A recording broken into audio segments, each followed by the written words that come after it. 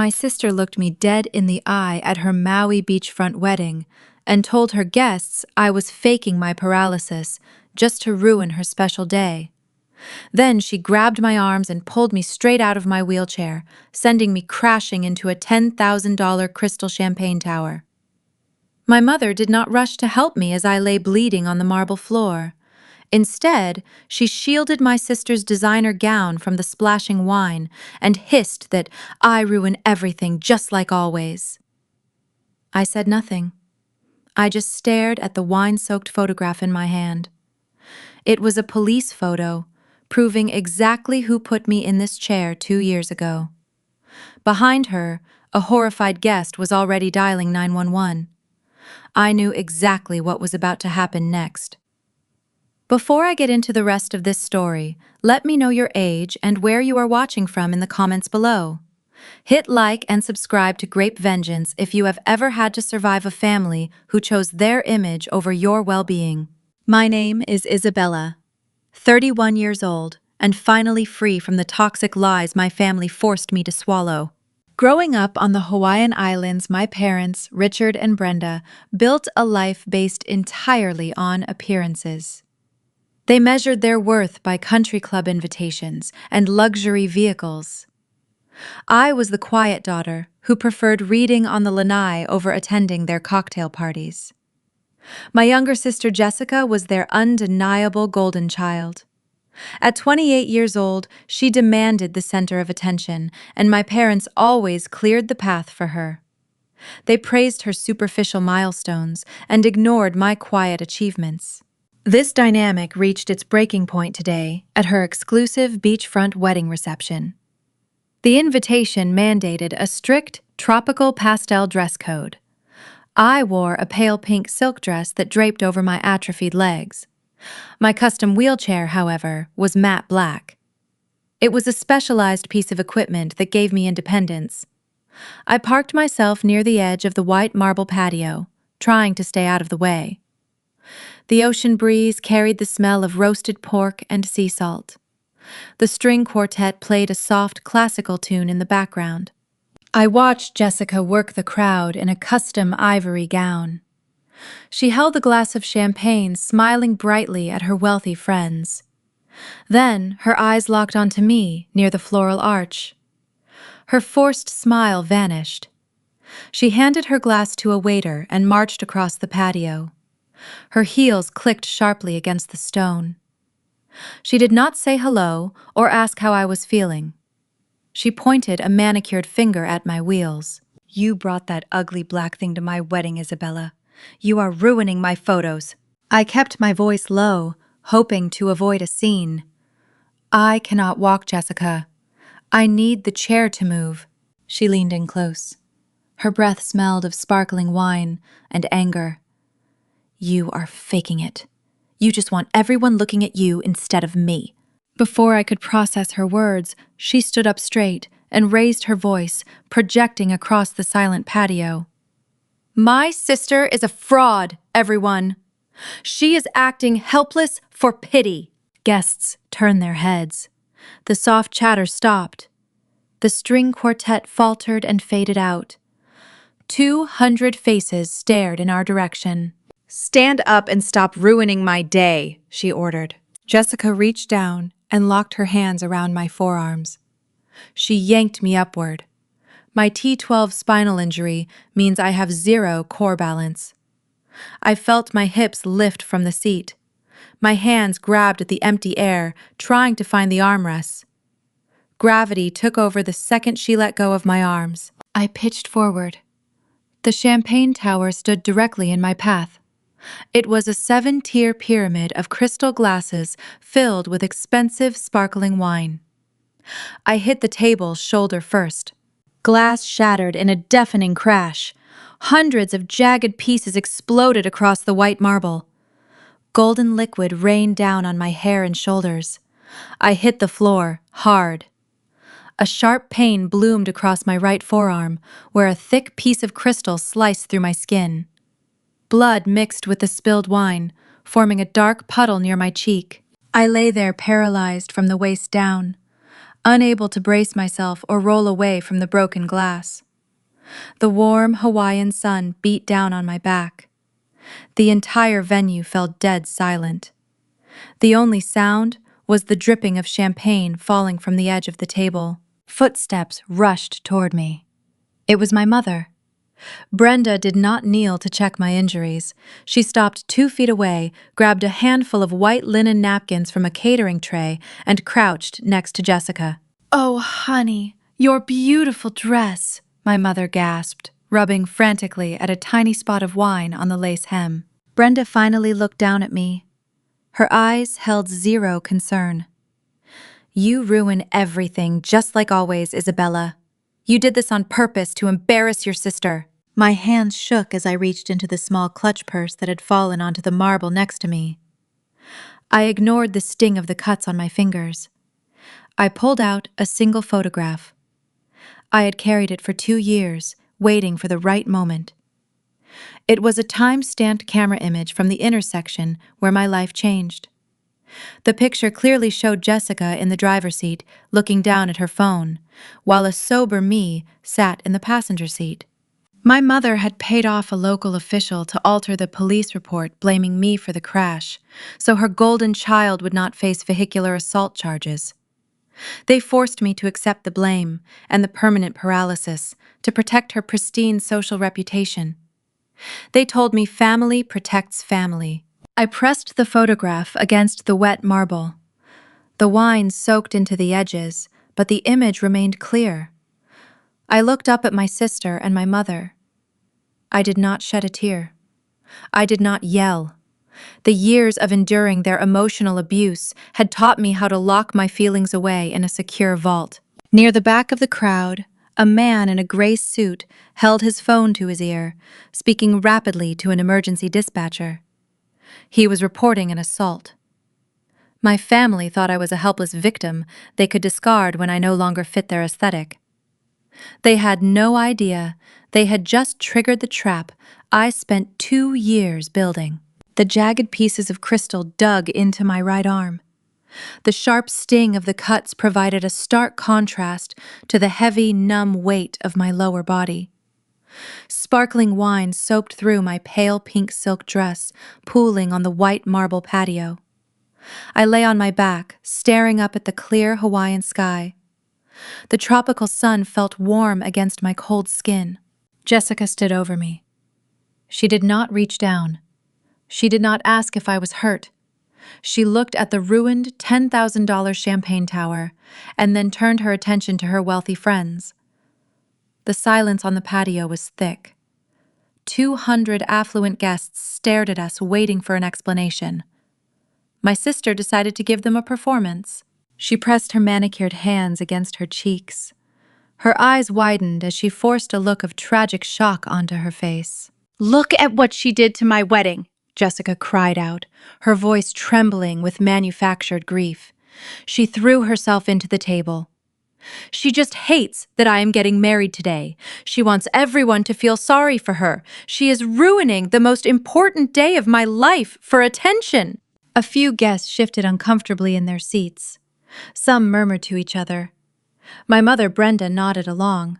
She stood guard over the lace hem of the wedding dress, ensuring it stayed far away from my bleeding arm. "It is true," Brenda announced to the crowd. "Isabella has a history of acting out. She is just acting helpless. She can get up perfectly fine if she wants to." I kept my mouth shut. I did not defend myself. I just held the wet photograph in my hand. I knew arguing with them would only fuel their narrative. They needed me to scream and cry so they could point their fingers and call me unstable. My silence confused them. The crowd parted near the floral arch. A tall, older man in a tailored charcoal suit pushed past the bridesmaids. I recognized him from the rehearsal dinner the night before. He was Liam the groom and his uncle. The man did not look confused.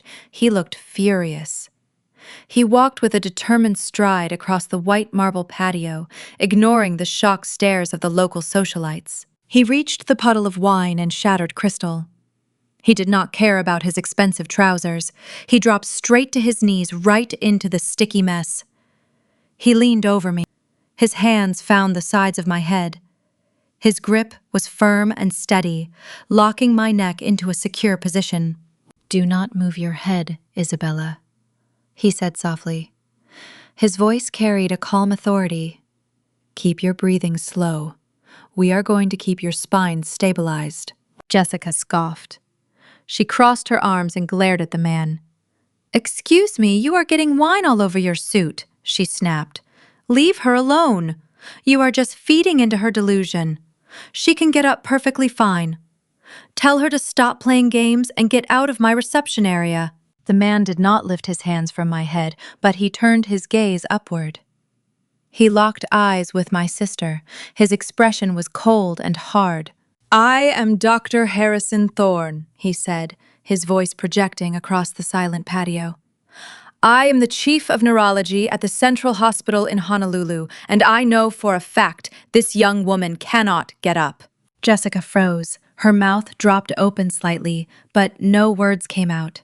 Dr. Thorne kept his hands steady on my neck as he addressed the entire congregation.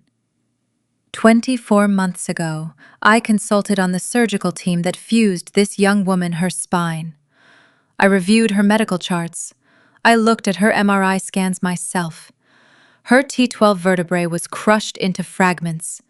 Her spinal cord was permanently compromised. Her paralysis is a documented medical reality.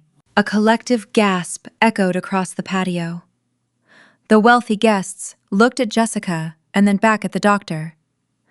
The pristine narrative my family had spent 2 years building was cracking wide open under the weight of undeniable truth. Brenda panicked. She saw the judgmental stares from her country club friends.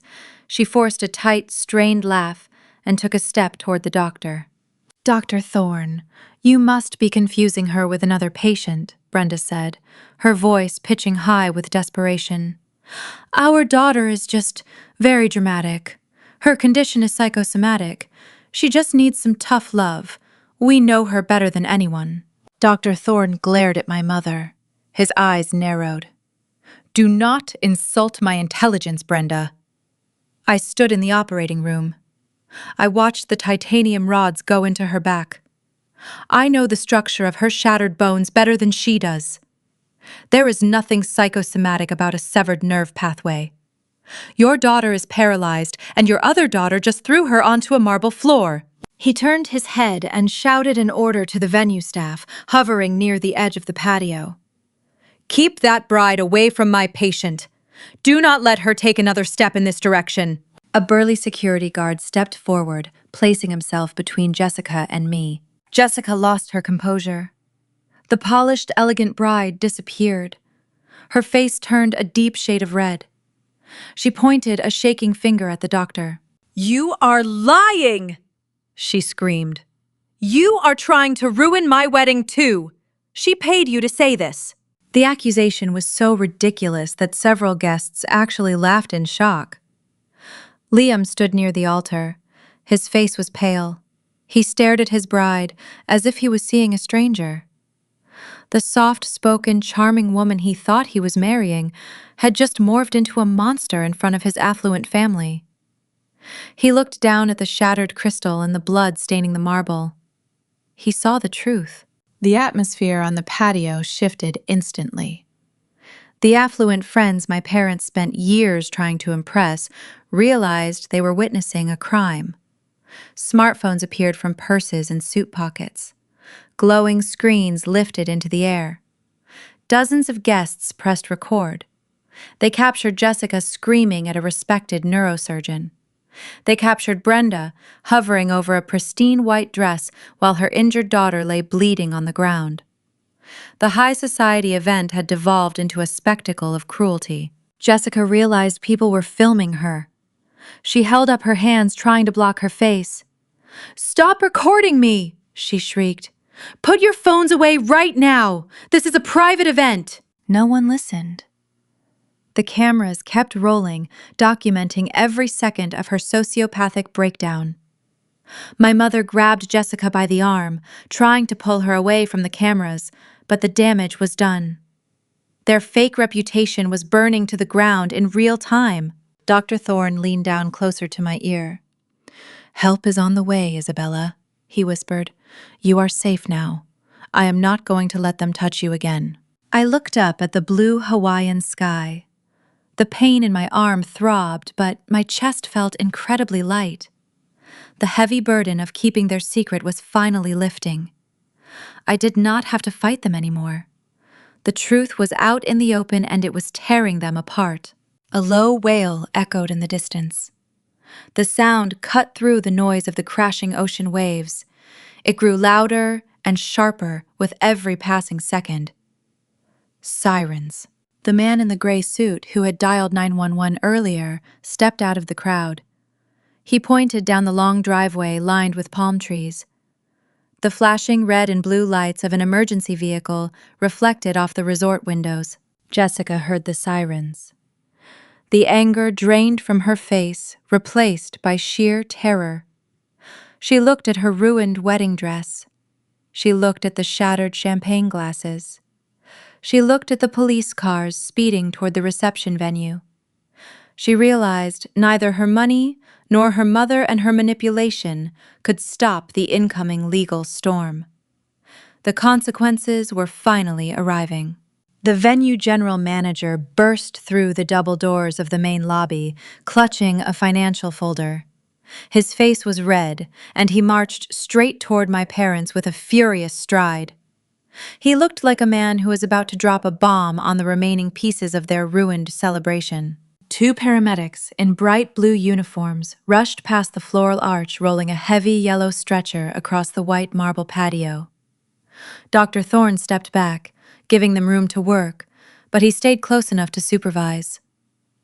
The first paramedic knelt beside me, swiftly applying thick gauze to the deep cut on my forearm.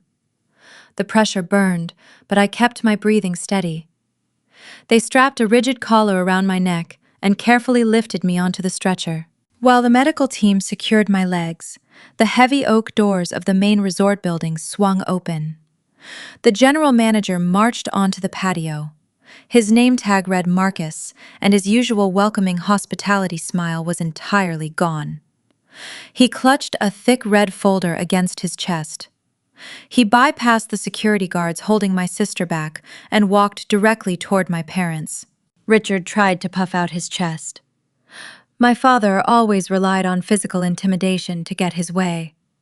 He smoothed the lapels of his custom suit and held up a hand. "Marcus, we are dealing with a private medical situation here," Richard said, using his deep, authoritative voice. "I need your staff to clear the gawkers away and bring my wife a glass of water." Marcus did not slow his pace. He stopped inches from my father and flipped the red folder open. "I am not bringing anyone water," Richard the manager stated. His voice was loud, cutting through the ambient noise of the crowd. "I am halting this event. Your bank just returned the $25,000 cashier check you provided for the catering and the open bar. It was declined for insufficient funds." The remaining chatter on the patio vanished. Even the ocean breeze seemed to stop. Richard turned pale. His confident posture collapsed like a deflated balloon. He stammered, searching his pockets, as if a spare $25,000 might be hiding in his trousers. "There must be a clerical error at the bank," he muttered. "You know who I am, Marcus. I will call my wealth manager on Monday morning." "I am not waiting until Monday," the manager replied sternly. "Venue policy is clear. Payment is required before service begins. Until a valid credit card is swiped at the front desk, my staff is pulling the food and locking the liquor." Marcus raised his hand and snapped his fingers. The catering staff moved with practiced military precision. Waiters wearing crisp white aprons stepped up to the tables. They picked up silver trays of expensive appetizers and carried them back toward the kitchen. The bartenders began placing caps back on the premium vodka bottles. They rolled the portable bars away from the guest seating area. The wealthy attendees watched in absolute shock. These were local politicians, real estate developers, and country club socialites. They were accustomed to luxury and excess. Now they were watching a high society wedding get repossessed in the middle of the afternoon. Whispers erupted across the patio. People pointed at my father. The illusion of his immense wealth was evaporating right in front of the people he spent his entire life trying to impress. Brenda watched the waiters carry away the roasted pork and the imported cheeses. Her eyes darted frantically around the patio. She saw the judgmental stares from her friends. She saw the iPhones still recording every humiliating second. Her fake reputation was her most prized possession, and it was bleeding out on the marble floor. She needed cash immediately to stop the staff from clearing the tables. She knew Richard was broke. She knew Jessica spent every dime she had on the lace wedding dress. Then her eyes locked onto me. I was strapped to the stretcher. The paramedics were packing up their medical bags, preparing to roll me toward the ambulance. Brenda hurried across the patio, her high heels clicking rapidly. "Ma'am, you need to step back," one of the paramedics warned, holding out a gloved hand. "We are transporting the patient." Brenda ignored him. She shoved past the paramedic and leaned over the metal side rail of the stretcher. Her face was inches from mine. The sweet, motherly facade she wore for the cameras was completely gone. Her features were twisted into a mask of pure desperation. "Give me your premium credit card, Isabella," she hissed. Her voice was a venomous whisper meant only for my ears. "Do not play games with me right now. I know you have it in your purse." I stared up at her. The sheer audacity of her demand was breathtaking. My arm was wrapped in bloody gauze because her golden child had just thrown me into a table of glass. Yet Brenda only cared about paying the bartender so her friends would not think she was poor. I did not blink. "I am not giving you my card," I replied, my voice calm and flat. Brenda gripped the metal rail of the stretcher so hard her knuckles turned white. "You will give it to me right now," she demanded. "You owe us for everything we do for you. If you do not hand over that card, I will call your physical therapy clinic tomorrow and cancel the direct deposits. I will cut off your funding, Isabella. You will never get another session again." It was her favorite weapon. For 2 years, my parents used my medical expenses as a leash. They reminded me constantly how much my recovery cost. They made me feel like a heavy financial burden, ensuring I stayed quiet and obedient while Jessica lived a life of luxury. They believed I was completely dependent on their charity. I felt a cold, satisfying smile form on my lips. I took a deep breath, letting the tropical air fill my lungs. I did not whisper my response. I spoke loud enough for the guests standing in the front row to hear every single syllable. "You cannot cut off my physical therapy funding, Mother," I said clearly. "You stopped paying the clinic 12 months ago. Your checks bounced back then, just like they bounced today. I have been paying for my own medical care for an entire year." Brenda froze. The color drained from her face, leaving her skin a sickly gray. The guests closest to the stretcher gasped. The whispers turned into loud conversations. The country club socialites realized the truth. The wealthy parents throwing a lavish beachfront wedding were completely broke.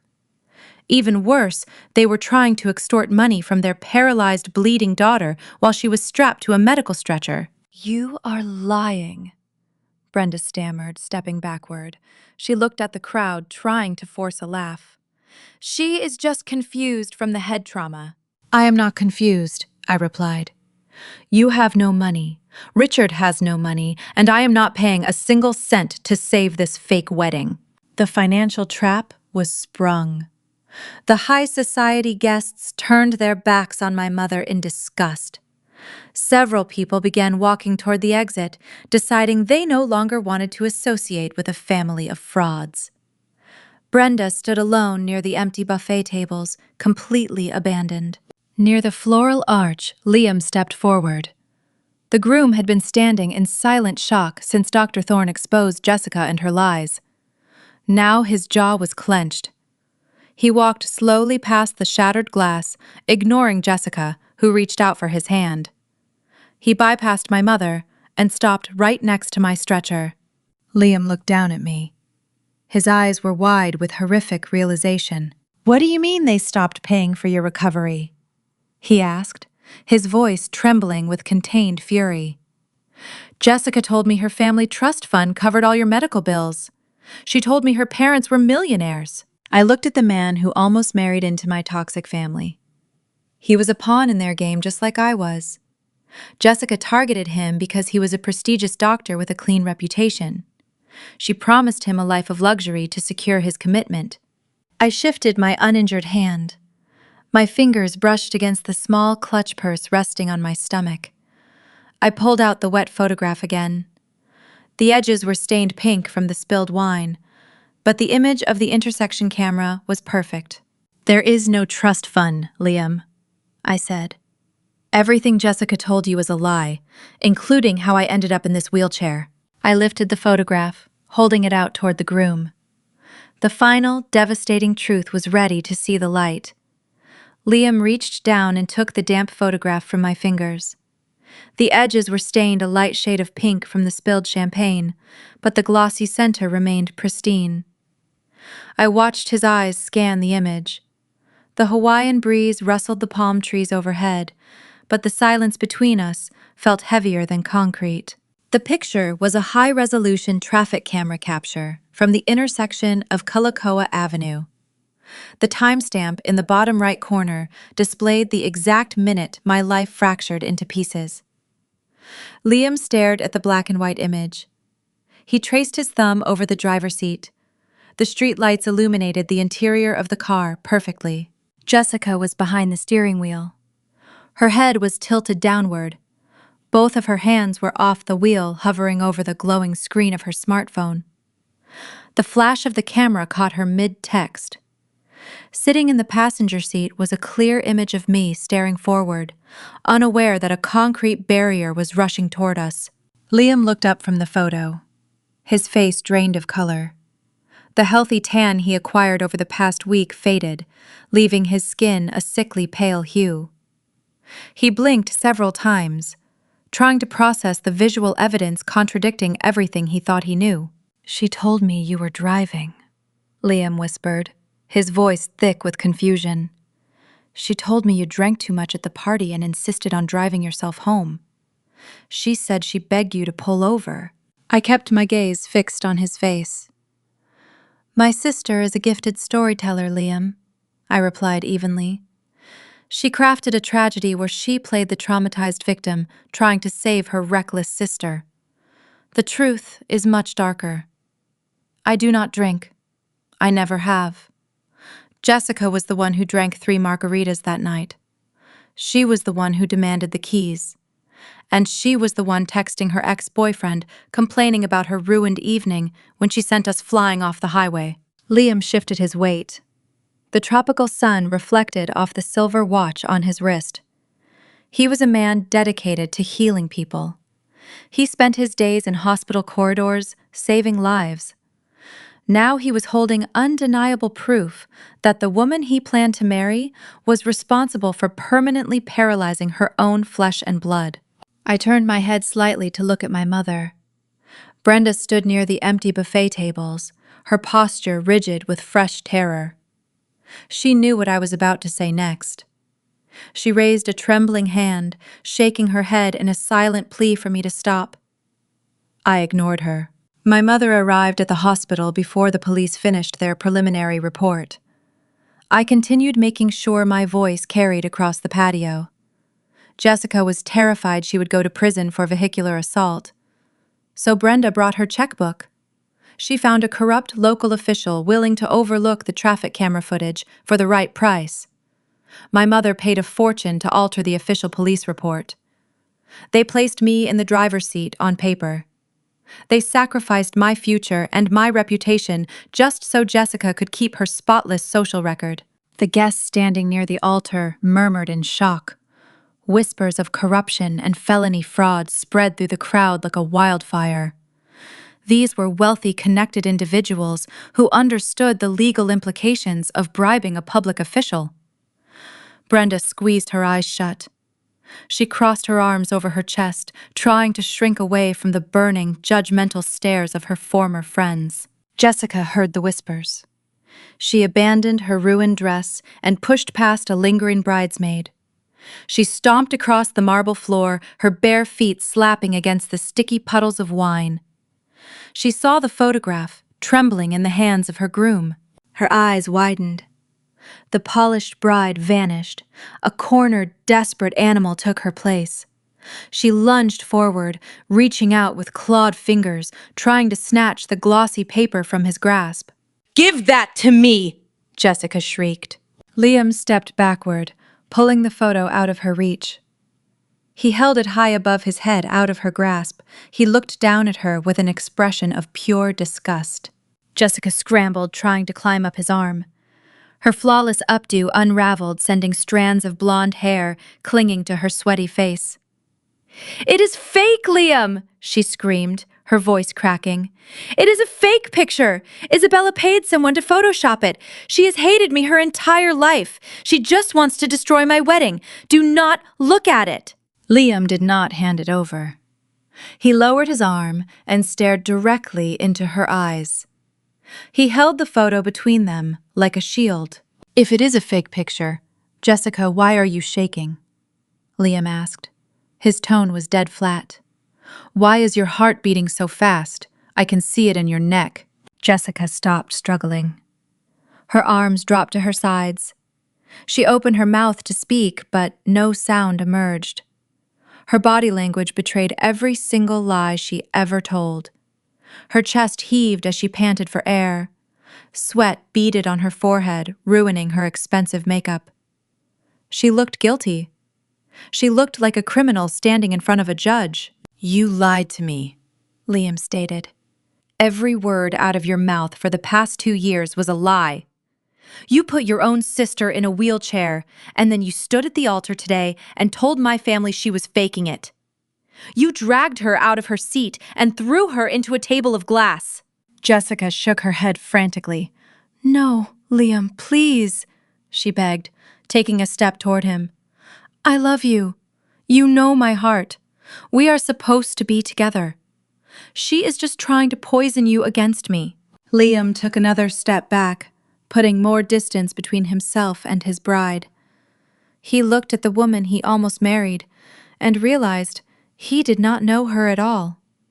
The charming, affectionate facade was gone. He saw the cold, calculated sociopath hiding underneath the ivory lace. He looked at my mother cowering near the catering tables. He looked at my father, who remained frozen in shame near the venue exit. Then his eyes darted back to Jessica. His medical mind processed the physical trauma I endured. His logical mind processed the elaborate lengths this family went to hide their crimes. A new realization washed over his face. The gears in his head turned rapidly. If Jessica was willing to commit a felony to hide a car crash, she was capable of lying about everything else. The foundation of their entire relationship was built on a series of calculated falsehoods. He thought about the extravagant promises she made during their engagement. He thought about the financial safety net she guaranteed him. The catering checks had just bounced. Her parents were humiliated and broke. The truth about her supposed inheritance was suddenly, glaringly obvious. Liam tightened his grip on the photograph. He crumpled the edges slightly as his anger shifted into a new, more focused direction. He was no longer just disgusted by her cruelty.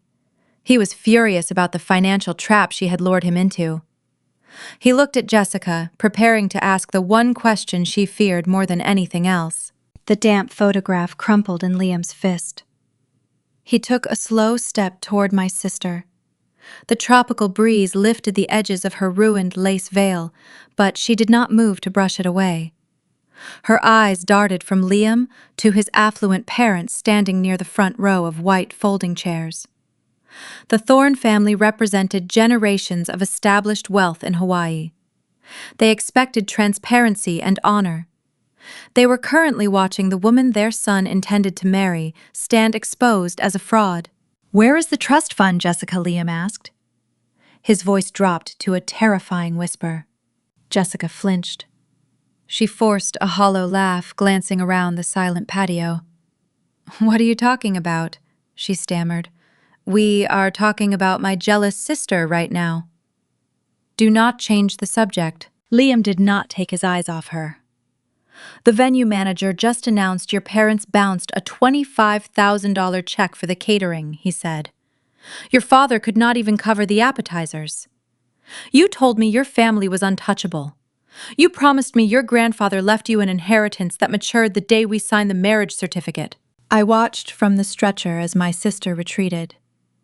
She took another step backward, her bare feet sliding on the wine-soaked marble.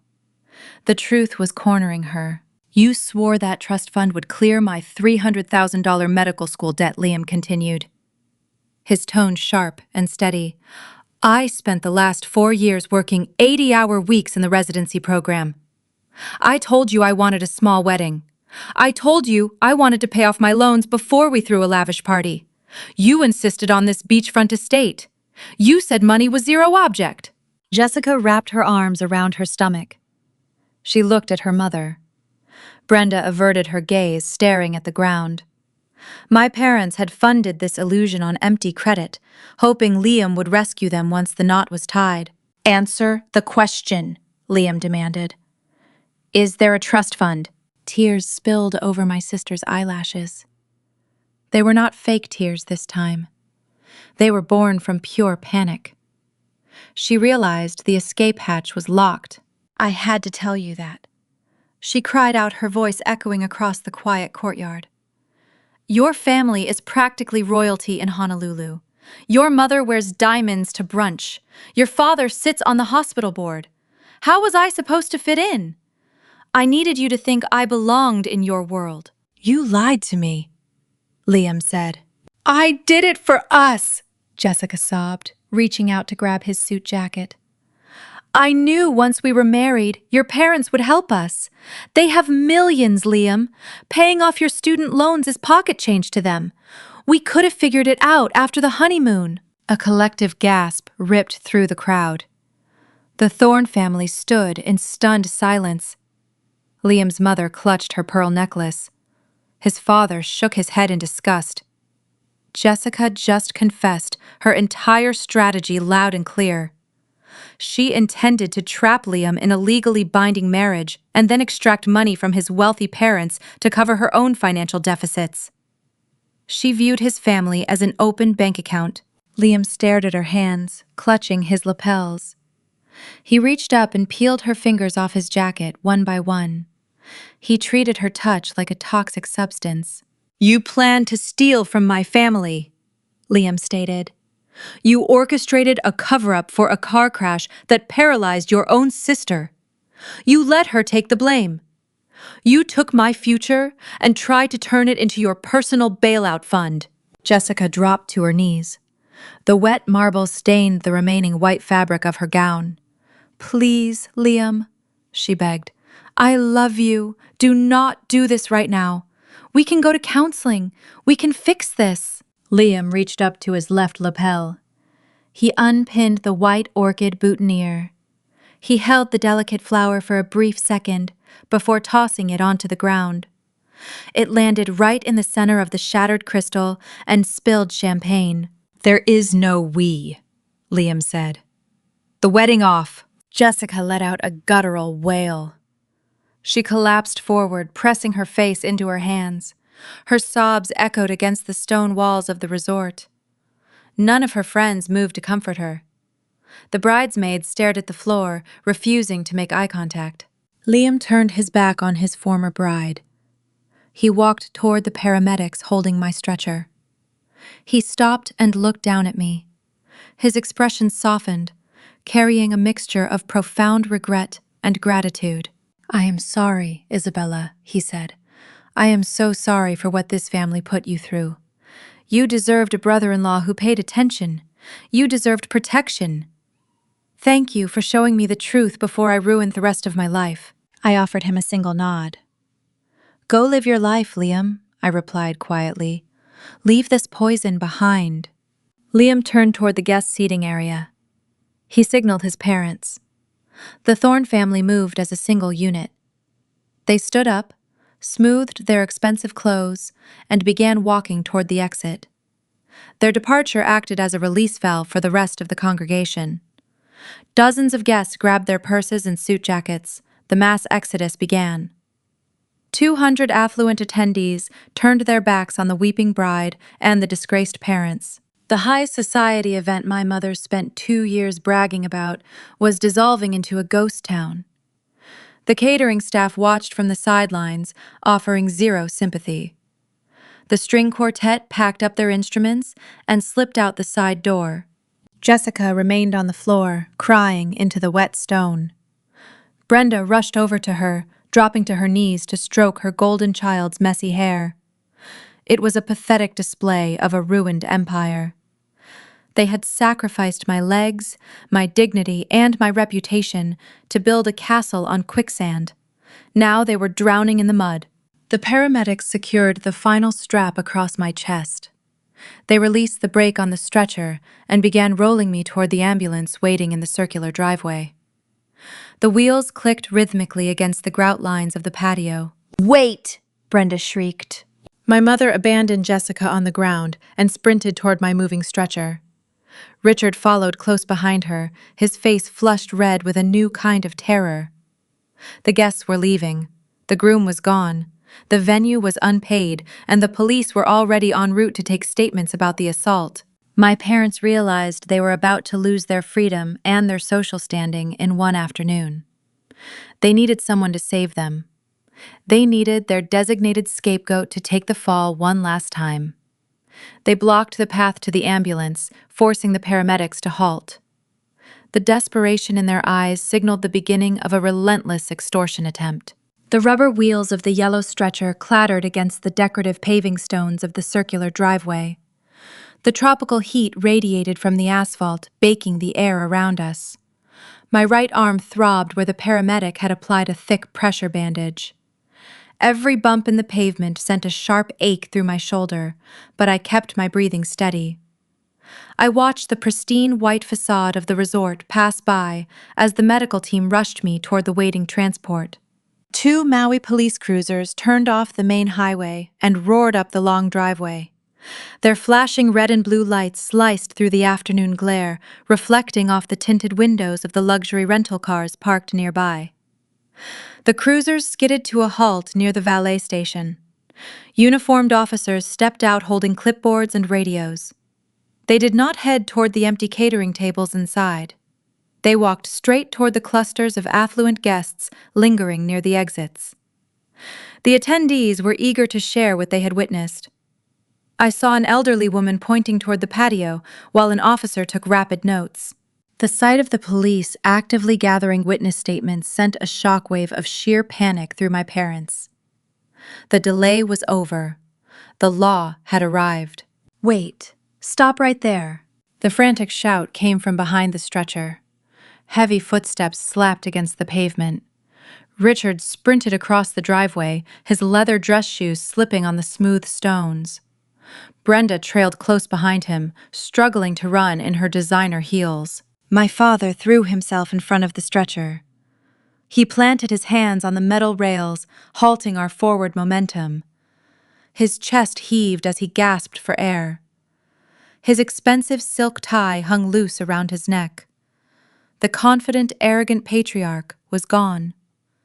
He looked like a cornered fugitive, desperate for an escape route. "Sir, you need to clear the path," the lead paramedic warned. He reached out to push my father aside. "We have a trauma patient to transport.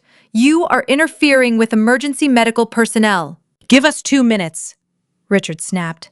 He flashed a placating smile, trying to summon his usual corporate authority. "Just give me 2 minutes with my daughter. This is a private, family emergency." I raised my uninjured left hand, signaling the paramedic to hold on. I wanted to hear this. I wanted to see exactly how low my parents would sink when their pristine social image faced total ruin. Richard leaned over the metal rail. His face was slick with sweat. He smelled of stale cologne and raw fear. He glanced over his shoulder, watching the police officers interviewing a bridesmaid near the fountain. His time was running out.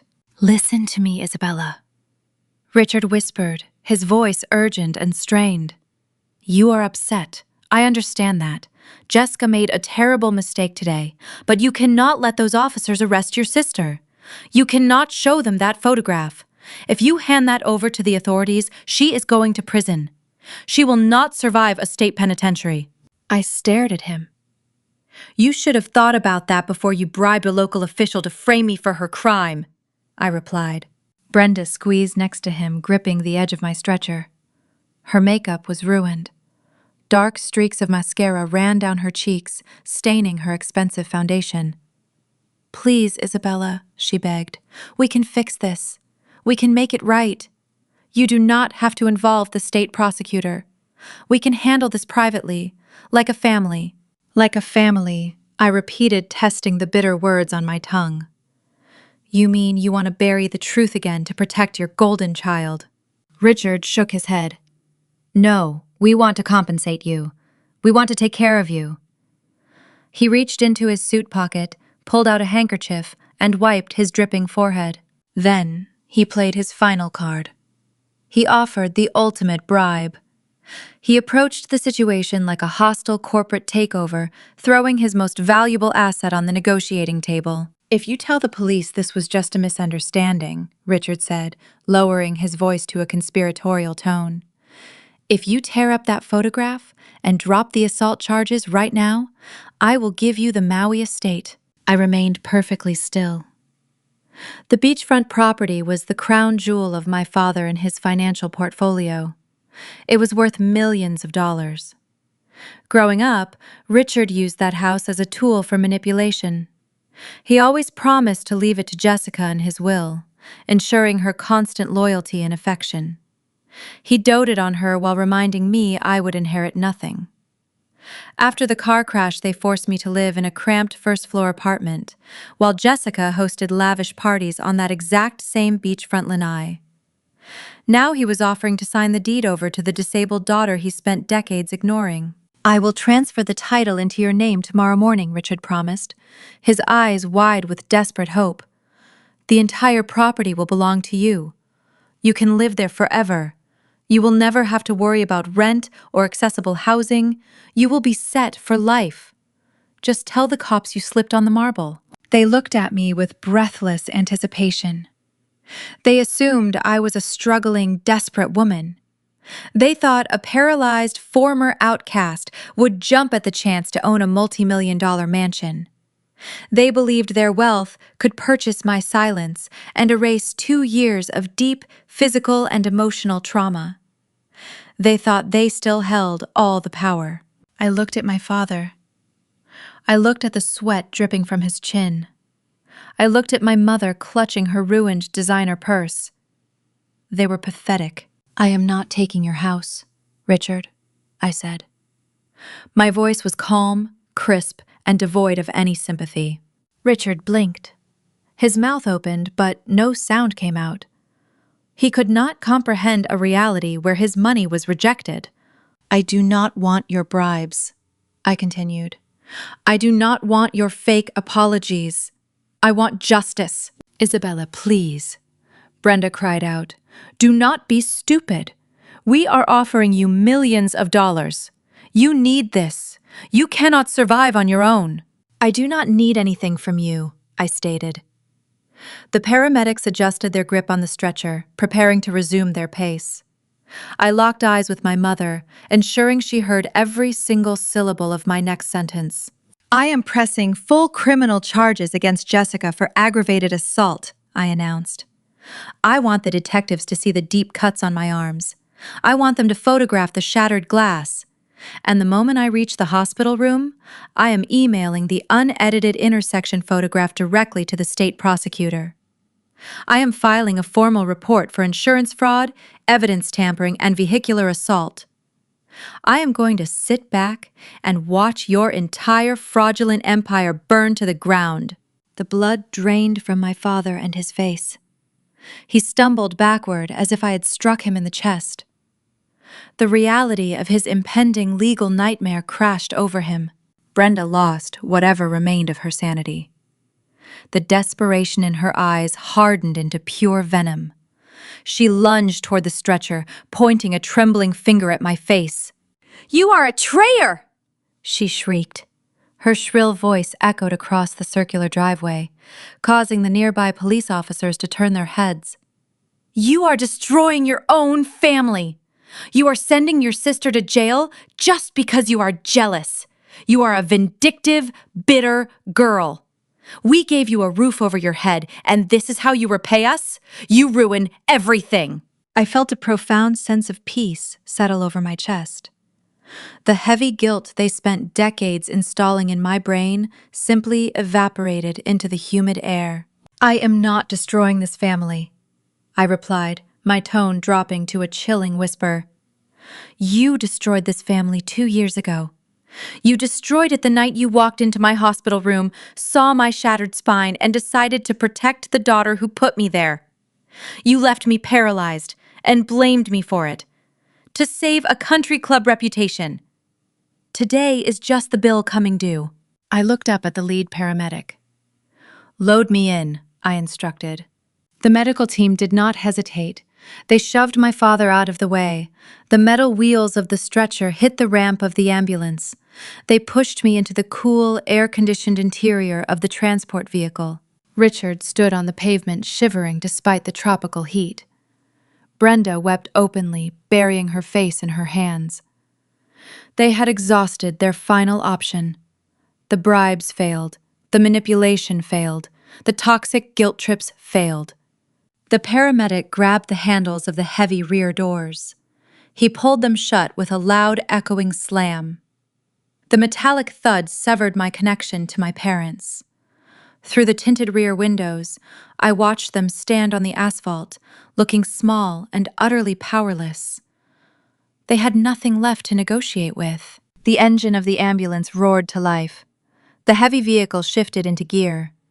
But before the driver could pull away from the curb, I reached for the button on the side panel. I needed to roll the window down.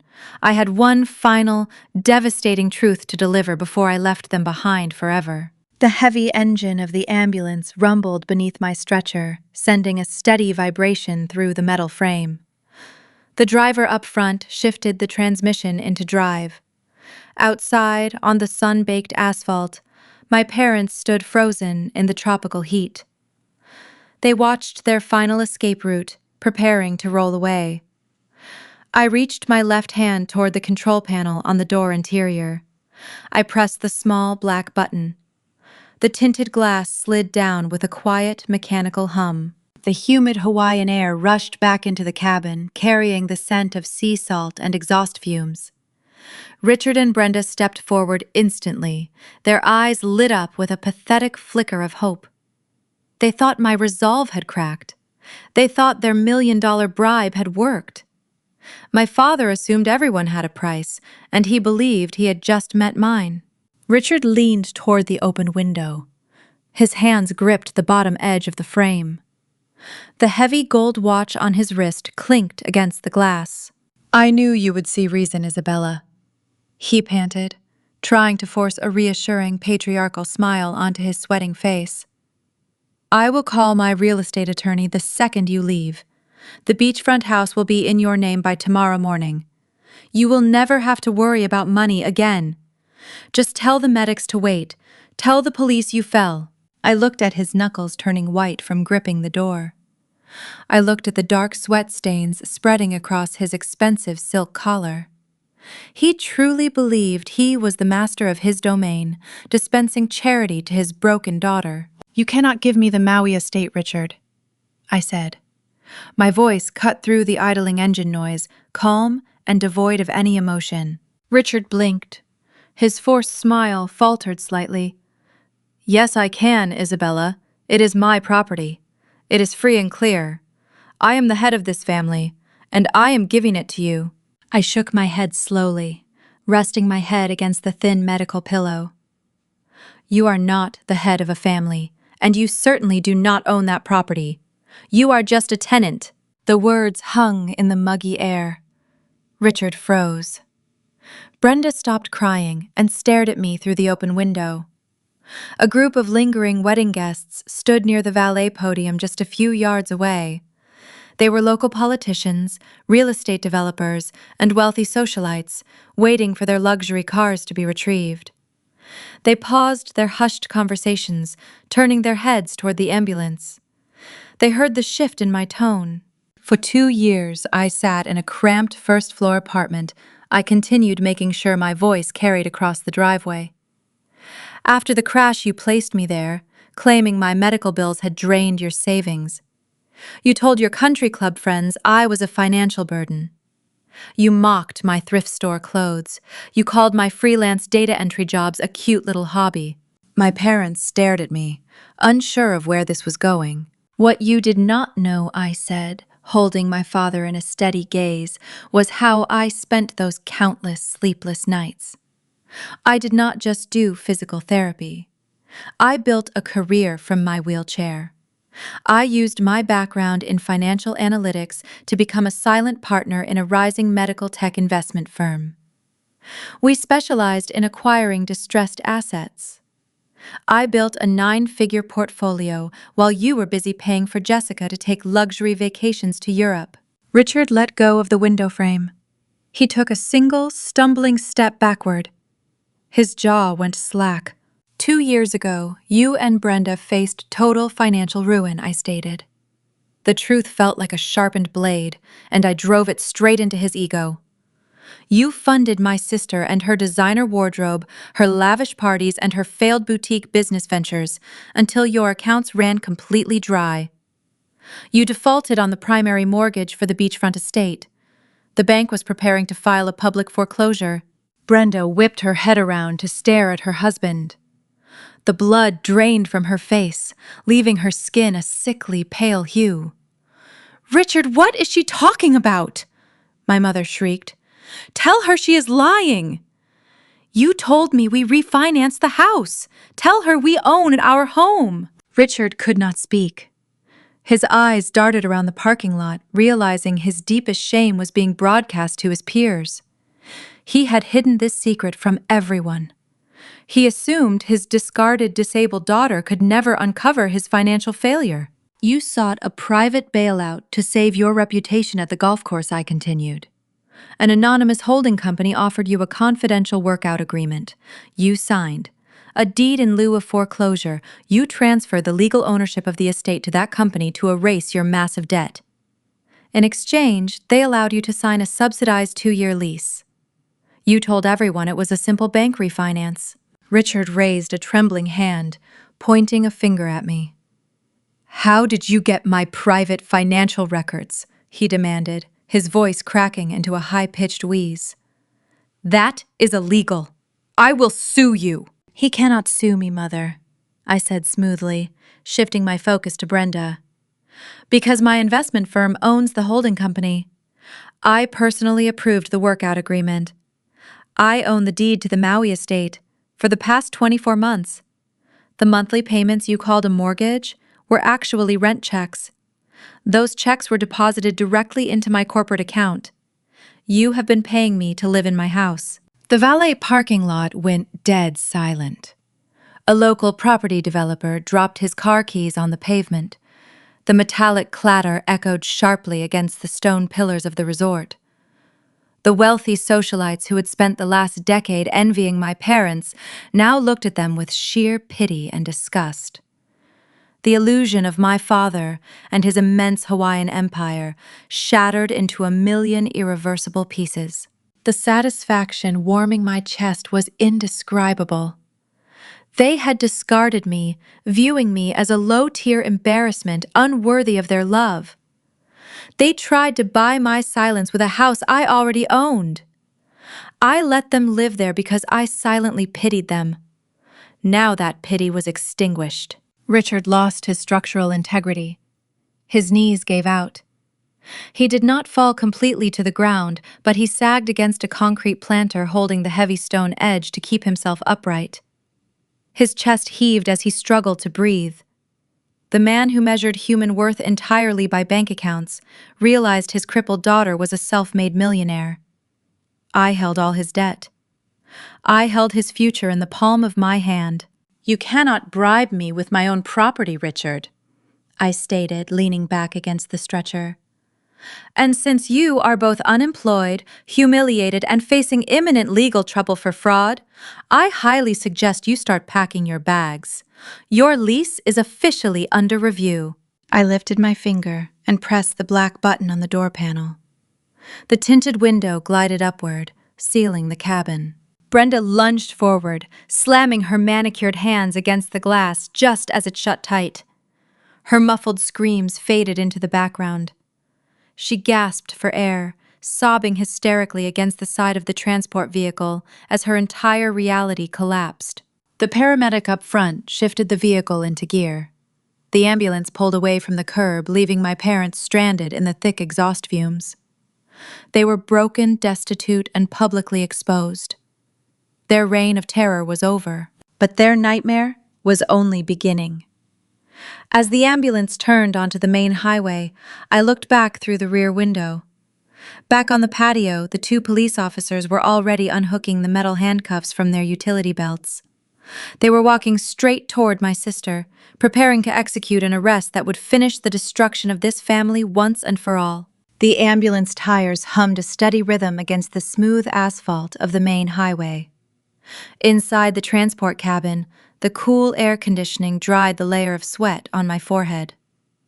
My right arm throbbed underneath the thick white gauze, but the physical ache felt insignificant compared to the deep, satisfying warmth spreading through my chest. I rested my head against the thin medical pillow and used my uninjured left hand to reach into my small clutch purse.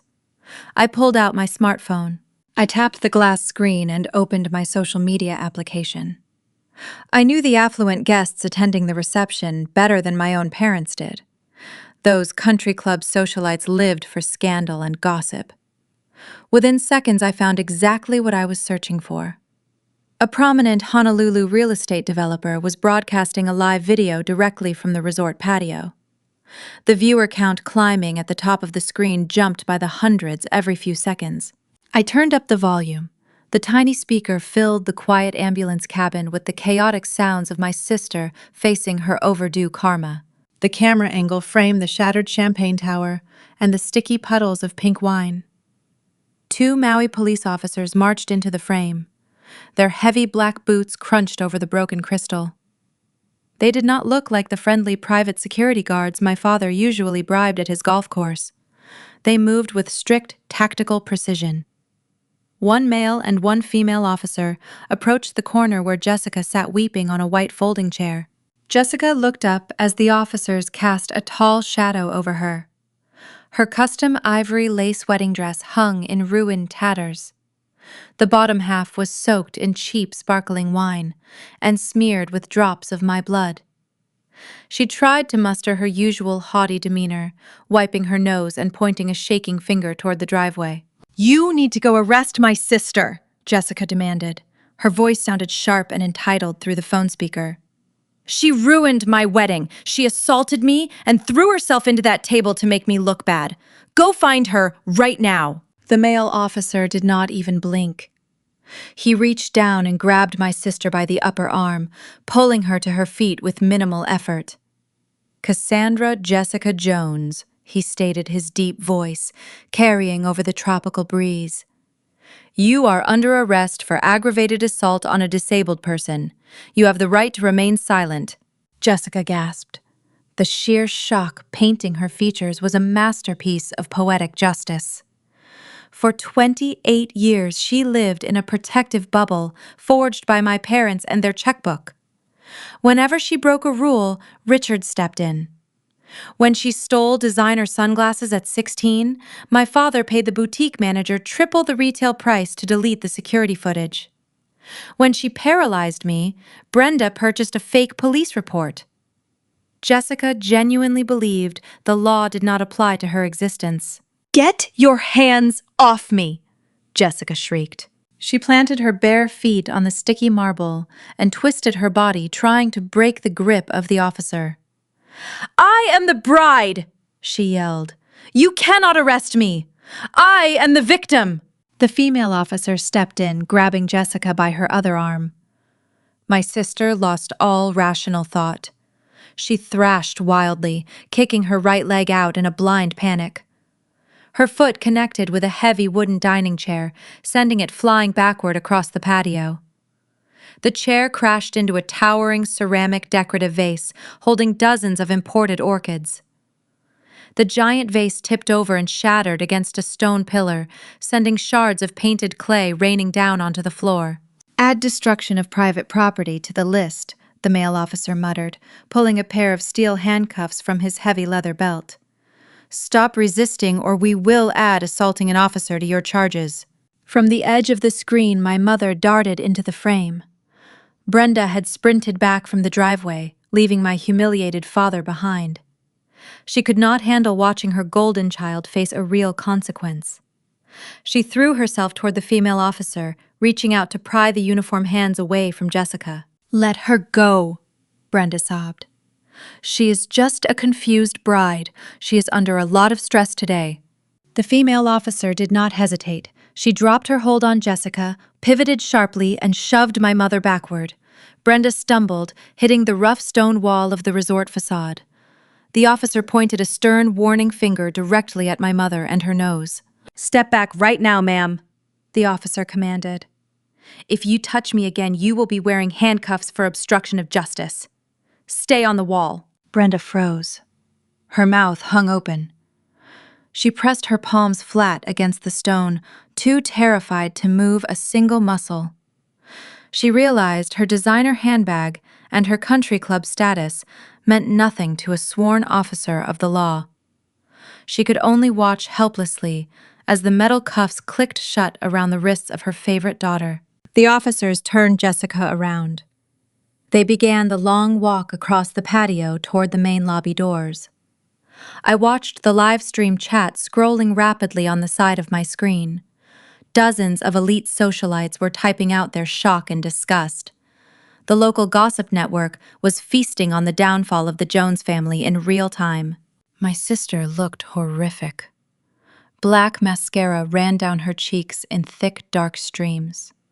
Her blonde hair fell in a tangled, messy knot. She stumbled on the wet marble, struggling to walk with her hands bound behind her back. She screamed for Liam, begging the groom to come back and save her.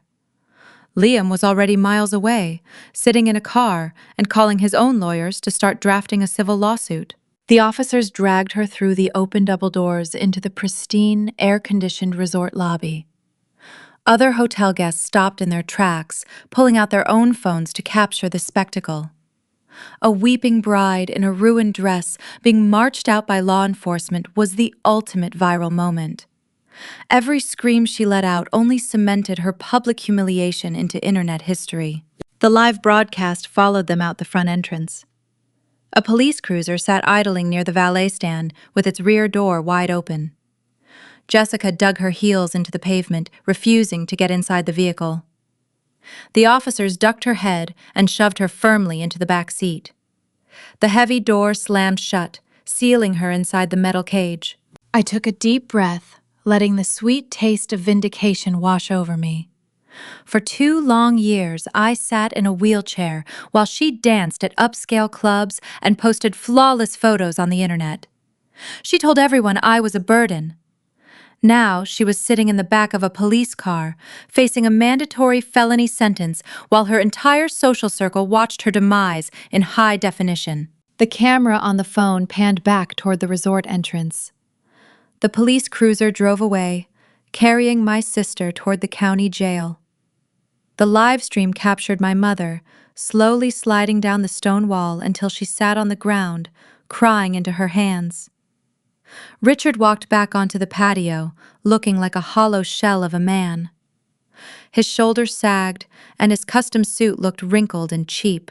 My parents thought the worst part of their day was over. They assumed they could retreat to a quiet corner and figure out a plan to salvage their reputation. But the general manager of the resort was currently marching toward them, flanked by 4 large security guards. He held a thick clipboard in his hand, and he did not look interested in offering them a shoulder to cry on. The eviction from their fake high society life was just getting started. I kept my eyes glued to the glowing screen of my smartphone as the ambulance sped down the coastal highway. The live broadcast on my device provided a crystal clear view of the disaster unfolding back at the resort. The local real estate developer holding the camera stepped closer to the center of the patio. He wanted his wealthy followers to see every single humiliating detail. My mother sat slumped against the rough stone wall of the venue. Her pristine makeup was ruined by streaks of dark mascara and tears. My father stood over her, attempting to maintain some shred of his former dignity. He adjusted his expensive silk tie and brushed invisible dust from his suit jacket. For his entire life, Richard used intimidation to mask his failures. Whenever he missed a country club due or failed to pay a local contractor, he threatened a lawsuit. He truly believed that screaming loud enough made his debts disappear. He was about to learn that real power does not flinch at empty threats. Marcus, the general manager, did not wait for the dust to settle. He marched across the patio, flanked by 4 large security guards wearing crisp black uniforms. Marcus held a thick clipboard in his right hand. He bypassed the lingering guests and walked straight toward my father. Richard saw them coming. He puffed out his chest, trying to summon his usual patriarchal authority. He held up a hand, signaling the manager to stop. "We are dealing with a severe family tragedy, Marcus," my father stated, his voice echoing across the quiet courtyard. "My daughter was just unlawfully detained. I need your staff to clear these gawkers away immediately. Bring my wife a glass of iced water and call my personal driver." Marcus did not slow his pace. He stopped inches away from my father. "The event is over," Richard the manager announced. His tone was sharp and unyielding. "I want you and your wife off my property right now." Richard stiffened. The veins in his neck bulged. "You cannot kick us out," he snapped, pointing a finger at the manager. "We signed a binding contract. I am a respected businessman in this community. I will sue this resort for emotional distress. I will bankrupt this hospitality group for allowing a false arrest on your premises." Marcus let out a loud, harsh laugh. The sound cut through the muggy, tropical air. It was a laugh of pure, unfiltered pity. "You bounced a $25,000 check for the catering, Richard," the manager replied, shaking his head. "You breached the contract the moment that fake payment declined. You do not have a legal team. You do not even have enough money in your checking account to buy a glass of tap water." The remaining socialites lingering near the exit gasped. My father shrank backward. The sheer embarrassment of being called broke in front of his elite peers was suffocating him. He opened his mouth to argue, but Marcus shoved the heavy clipboard into his chest. Richard stumbled, catching the clipboard before it hit the ground. "Here is your itemized invoice," Marcus stated. $10,000 for the custom crystal champagne tower your bride destroyed. $3,000 for the specialized biohazard cleanup crew required to scrub human blood off my imported marble floors. You have exactly 30 days to pay this balance in full. If you default, I will send it to collections and file a lien against whatever assets you have left." My father stared at the printed invoice. His hands shook. He knew he owed millions to various creditors. He knew he did not own his own home. Adding another $13,000 to his mountain of debt was the final nail in his financial coffin. "Escort them out," Marcus ordered, turning to his security team. "If they resist, call the police and have them trespassed." The 4 guards stepped forward, forming a tight circle around my parents. Brenda sobbed loudly. She grabbed my father by the arm, relying on him to fix the situation. Richard had no solutions left. He lowered his head and began walking toward the lobby doors. The developer holding the camera followed them, documenting their walk of shame. My parents moved through the pristine, air-conditioned lobby, surrounded by guards. Hotel guests paused their vacations to stare at the disgraced couple. Brenda hid her face behind her designer handbag. Richard kept his eyes fixed firmly on the carpet. They reached the front entrance. The bright Hawaiian sun beat down on the circular driveway. Richard walked up to the valet podium, handing his ticket to the attendant. "Bring my luxury rental car," Richard muttered, avoiding eye contact. The young attendant looked at the ticket and then shook his head. "I am sorry, sir, but your vehicle is gone. The rental agency arrived with a tow truck an hour ago. The credit card you placed on file for the security deposit declined. They repossessed the car." Richard dropped the paper ticket onto the pavement. He had no car. He had no money to pay for a taxi. His phone was likely dead or disconnected. The security guards pointed toward the end of the long driveway. "It is time to go, sir," the lead guard said firmly. I watched the screen intently as my parents began the long walk down the private resort driveway.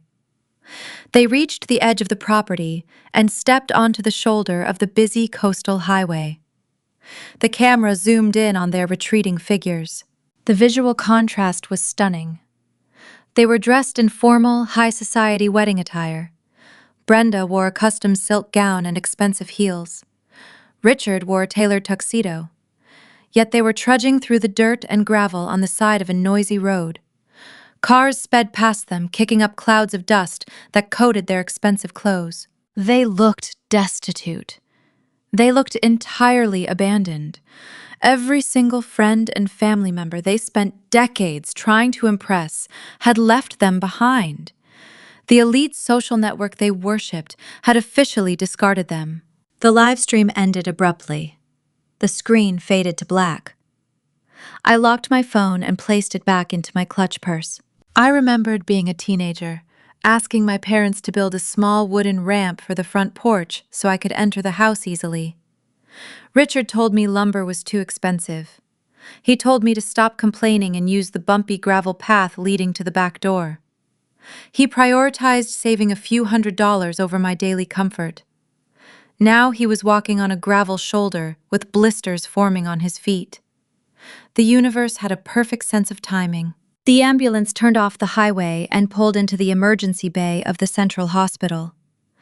The medical staff unloaded my stretcher and wheeled me through the sliding glass doors. The sterile smell of antiseptic replaced the salty ocean air. Doctors evaluated my injuries. They ordered a CT scan to ensure my spine was not further compromised by the fall. They cleaned the deep cuts on my arm and stitched the skin back together. The process was exhausting, but I felt an immense sense of relief. I was finally safe. The hospital administration moved me to a private recovery suite on the 4th floor. I requested strict security protocols. I informed the nursing staff that no visitors were allowed under any circumstances. I knew my parents would not simply accept their defeat. They were desperate, and desperate people do reckless things. A week passed in quiet recovery. I spent my days coordinating with my legal team and managing my investment firm from a laptop in my hospital bed. My physical wounds healed, but I kept my guard up. I anticipated the next move in this dangerous chess game. I knew Richard would try to find me. He needed a scapegoat to blame for his ruined life. He needed to reclaim his lost power. He always believed that rules, security guards, and boundaries did not apply to him. He viewed my independence as a direct threat to his authority. I spent those 7 days preparing my final trap. I gathered every piece of digital evidence, every signed contract, and every fraudulent loan application my father ever submitted. I organized them into a single, undeniable digital file. On the 7th afternoon, the heavy wooden door to my private hospital suite burst open. Richard pushed past a startled nurse marching into my room, with a wild, furious look in his eyes. He thought he was arriving to intimidate a helpless daughter. He thought he could bully me into submission one last time. He did not realize he was walking straight into a financial execution. The sterile scent of the hospital room provided a strange sense of comfort. I spent the last 7 days in a private recovery suite on the 4th floor of the Honolulu Medical Center. My stitched right arm rested in a blue fabric sling, but the sharp pain had dulled to a manageable ache. I sat propped up against stiff white pillows, typing steadily on my digital tablet. My medical tech investment firm required my attention, and I refused to let my sister and her temper tantrum disrupt my business operations. I knew my father would eventually find a way past the front desk. Richard always viewed rules as mild suggestions meant only for other people. He needed a scapegoat to blame for his ruined life, and he needed to reclaim his lost power. The heavy wooden door to my suite flew open, hitting the rubber wall stop with a loud smack. A young nurse stumbled backward, trying to block the doorway with her body. "Sir, you cannot be in here," the nurse protested, holding her clipboard up like a shield. "This is a restricted recovery wing. I am calling security right now." Richard ignored her. He marched into the center of the room, wearing the same wrinkled suit trousers from the wedding day, paired with a faded polo shirt. His eyes were bloodshot. His face carried a grayish tint, born from a week of sleepless panic. He pointed a trembling finger at my bed. "Tell her to leave Isabella," my father barked. "We need to talk about your little stunt." I looked at the terrified nurse and offered a reassuring nod.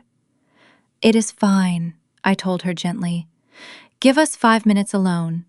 If he raises his voice again, you can send the guards inside." The nurse hesitated before stepping out into the hallway and pulling the door shut. The click of the metal latch echoed in the quiet suite, leaving me alone with the man who spent 3 decades making me feel worthless.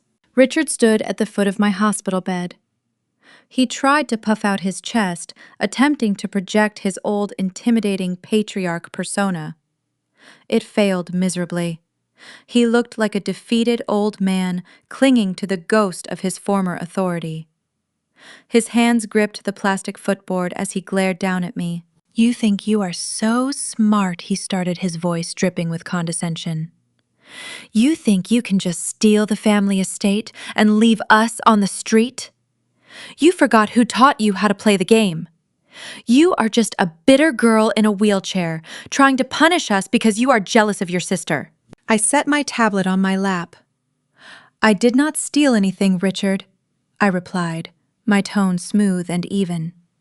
"I purchased your defaulted debt through a legal corporate entity. You signed the workout agreement yourself. You traded the deed to avoid a public foreclosure." He waved his hand, dismissing my logic. "I spent the last week talking to my contacts. I still have friends in high places, Isabella. I know the senior editors at the largest newspapers on the island. I have a story ready to publish tomorrow morning." He leaned forward, pressing his weight onto the plastic rail. "The headline will expose you.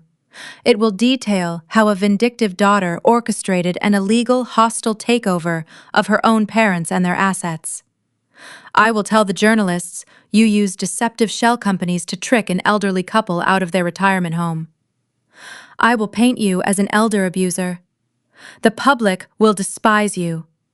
Your investment firm will face endless audits and public relations nightmares. Your investors will pull their capital the second the article drops. You will lose everything you built." He smiled, a cruel, crooked expression that reminded me exactly of Jessica. He thought he had found the perfect leverage.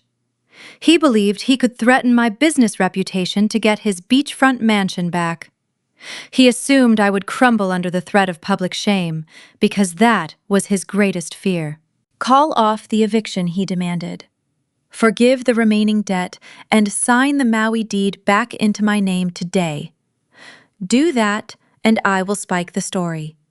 I will let you keep your little company, and we can all move on like a real family." I looked at the man who raised me. He was willing to destroy my career and smear my name across the state just to avoid the consequences of his own financial failures. He expected me to cry. He expected me to beg him to stop. Instead, I felt a calm wave of satisfaction wash over me. I anticipated this exact move. I knew Richard would try to weaponize the media. He always cared more about public perception than actual truth. I picked up my digital tablet. I tapped the glass screen, opening a hidden secure file I had prepared days ago. "You are not going to the press, Richard," I said. "Watch me," he sneered, turning his back toward the door, as if preparing to leave. I turned the tablet around, holding the glowing screen up so he could see it. I zoomed in on a specific document. The page was filled with dense legal text and numerical figures. At the very bottom sat his distinct looping signature next to a date stamp from 18 months ago. Richard stopped. His eyes narrowed as he tried to read the fine print from a few feet away. "What is that?" he asked, his false confidence wavering. "This is the commercial loan application you submitted to Pacific Trust Bank," I explained. "You applied for a $2 million line of credit to fund Jessica and her failed boutique business." His face twitched. "So what?" he muttered. "I took out a loan. That is standard business practice." I swiped the screen, revealing the next page of the application. "It is standard business practice to report your assets accurately," I continued. "But you did not do that. On page 4, you listed the Maui beachfront estate as a primary unencumbered asset. You claimed you owned it free and clear. You used the equity in that house as collateral to secure the $2 million. I watched his throat swallow hard. The arrogant smirk vanished from his lips. He knew exactly what he did. "The problem, Richard, is that you signed the deed over to my holding company 6 months prior to submitting this application," I said. "You pledged a house you did not own. You fabricated your net worth by several $1 million to secure a federally backed loan." He gripped the footboard again, his knuckles turning white. "You cannot prove I knew about the timeline," he stammered. "It was an oversight. My accountant made a mistake with the paperwork." I swiped to a third document. This was a chain of emails between my father and his former accountant. The text clearly showed the accountant warning Richard that listing the house was illegal. The reply from my father ordered the accountant to submit the fake numbers anyway. "I have the emails," Richard I stated, placing the tablet back onto my lap. "I own the company that eventually bought this fraudulent debt. That means my corporate lawyers possess the original falsified applications, the digital signature stamps, and the email servers proving your intent." The room felt incredibly quiet. The only sound was the rhythmic beeping of my heart monitor, providing a steady soundtrack to his impending doom. "Do you know the penalty for federal wire fraud?" I asked, tilting my head. "It carries a maximum sentence of 20 years in a federal penitentiary. It also carries staggering fines that will strip you of whatever hidden cash you have left." Richard stared at the floor. The color drained from his cheeks. His chest heaved as he struggled to pull oxygen into his lungs.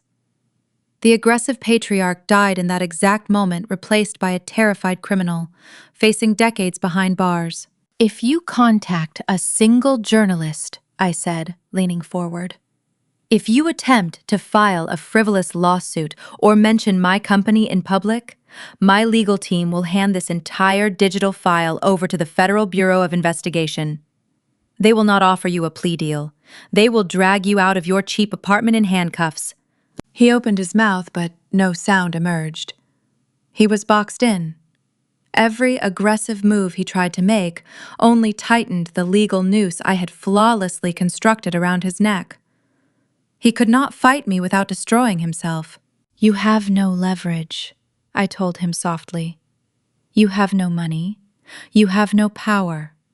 You are going to walk out of this hospital room. You are going to pack your belongings, and you are going to vacate my property before the week is over. If you ever try to threaten me again, you will spend your retirement in a federal cell." Richard backed away from the bed. His hands trembled. He looked at the tablet and then looked at my face. He saw no sympathy. He saw no hesitation. He realized the daughter he treated like a burden was now the undisputed architect of his ruin. He turned around, slowly dragging his feet across the linoleum floor. He reached for the door handle. Before he could turn the knob, the heavy wood pushed inward. Richard stumbled out of the way as another figure stepped into the hospital suite. It was Brenda. My mother looked aged and utterly defeated, holding a crumpled tissue in her hand. She did not look angry. She looked like a woman who had just realized her golden child was facing a mandatory prison sentence. The final phase of their surrender was walking right through my door. My mother stepped through the doorway before Richard could turn the handle. Brenda did not look like the pristine country club socialite who hosted lavish charity luncheons. She looked aged. Her posture slumped forward, carrying the heavy weight of a shattered reality. Her expensive designer blouse was wrinkled, and her hair lacked its usual immaculate styling. She held a crumpled tissue in her trembling fingers. Richard stepped back, surprised by her sudden appearance. "Brenda, what are you doing here?" he asked, his voice tight with lingering panic. "I told you to wait at the apartment." Brenda ignored my father. She walked past him, treating him like a piece of furniture. She approached the side of my hospital bed and stopped. Her eyes were red and swollen. She stared at the blue fabric sling holding my stitched arm and then looked up at my face. She did not offer an apology for the assault. She did not ask how my recovery was progressing. She only cared about one thing. "Isabella, you have to help us," Brenda whispered, her voice cracked, dry, and brittle. I set my digital tablet face down on the mattress. I kept my expression neutral, waiting for her to reveal the true depth of her desperation. "Jessica is still in the holding cell," Brenda continued, tears spilling over her lower lashes. "The judge denied her bail this morning.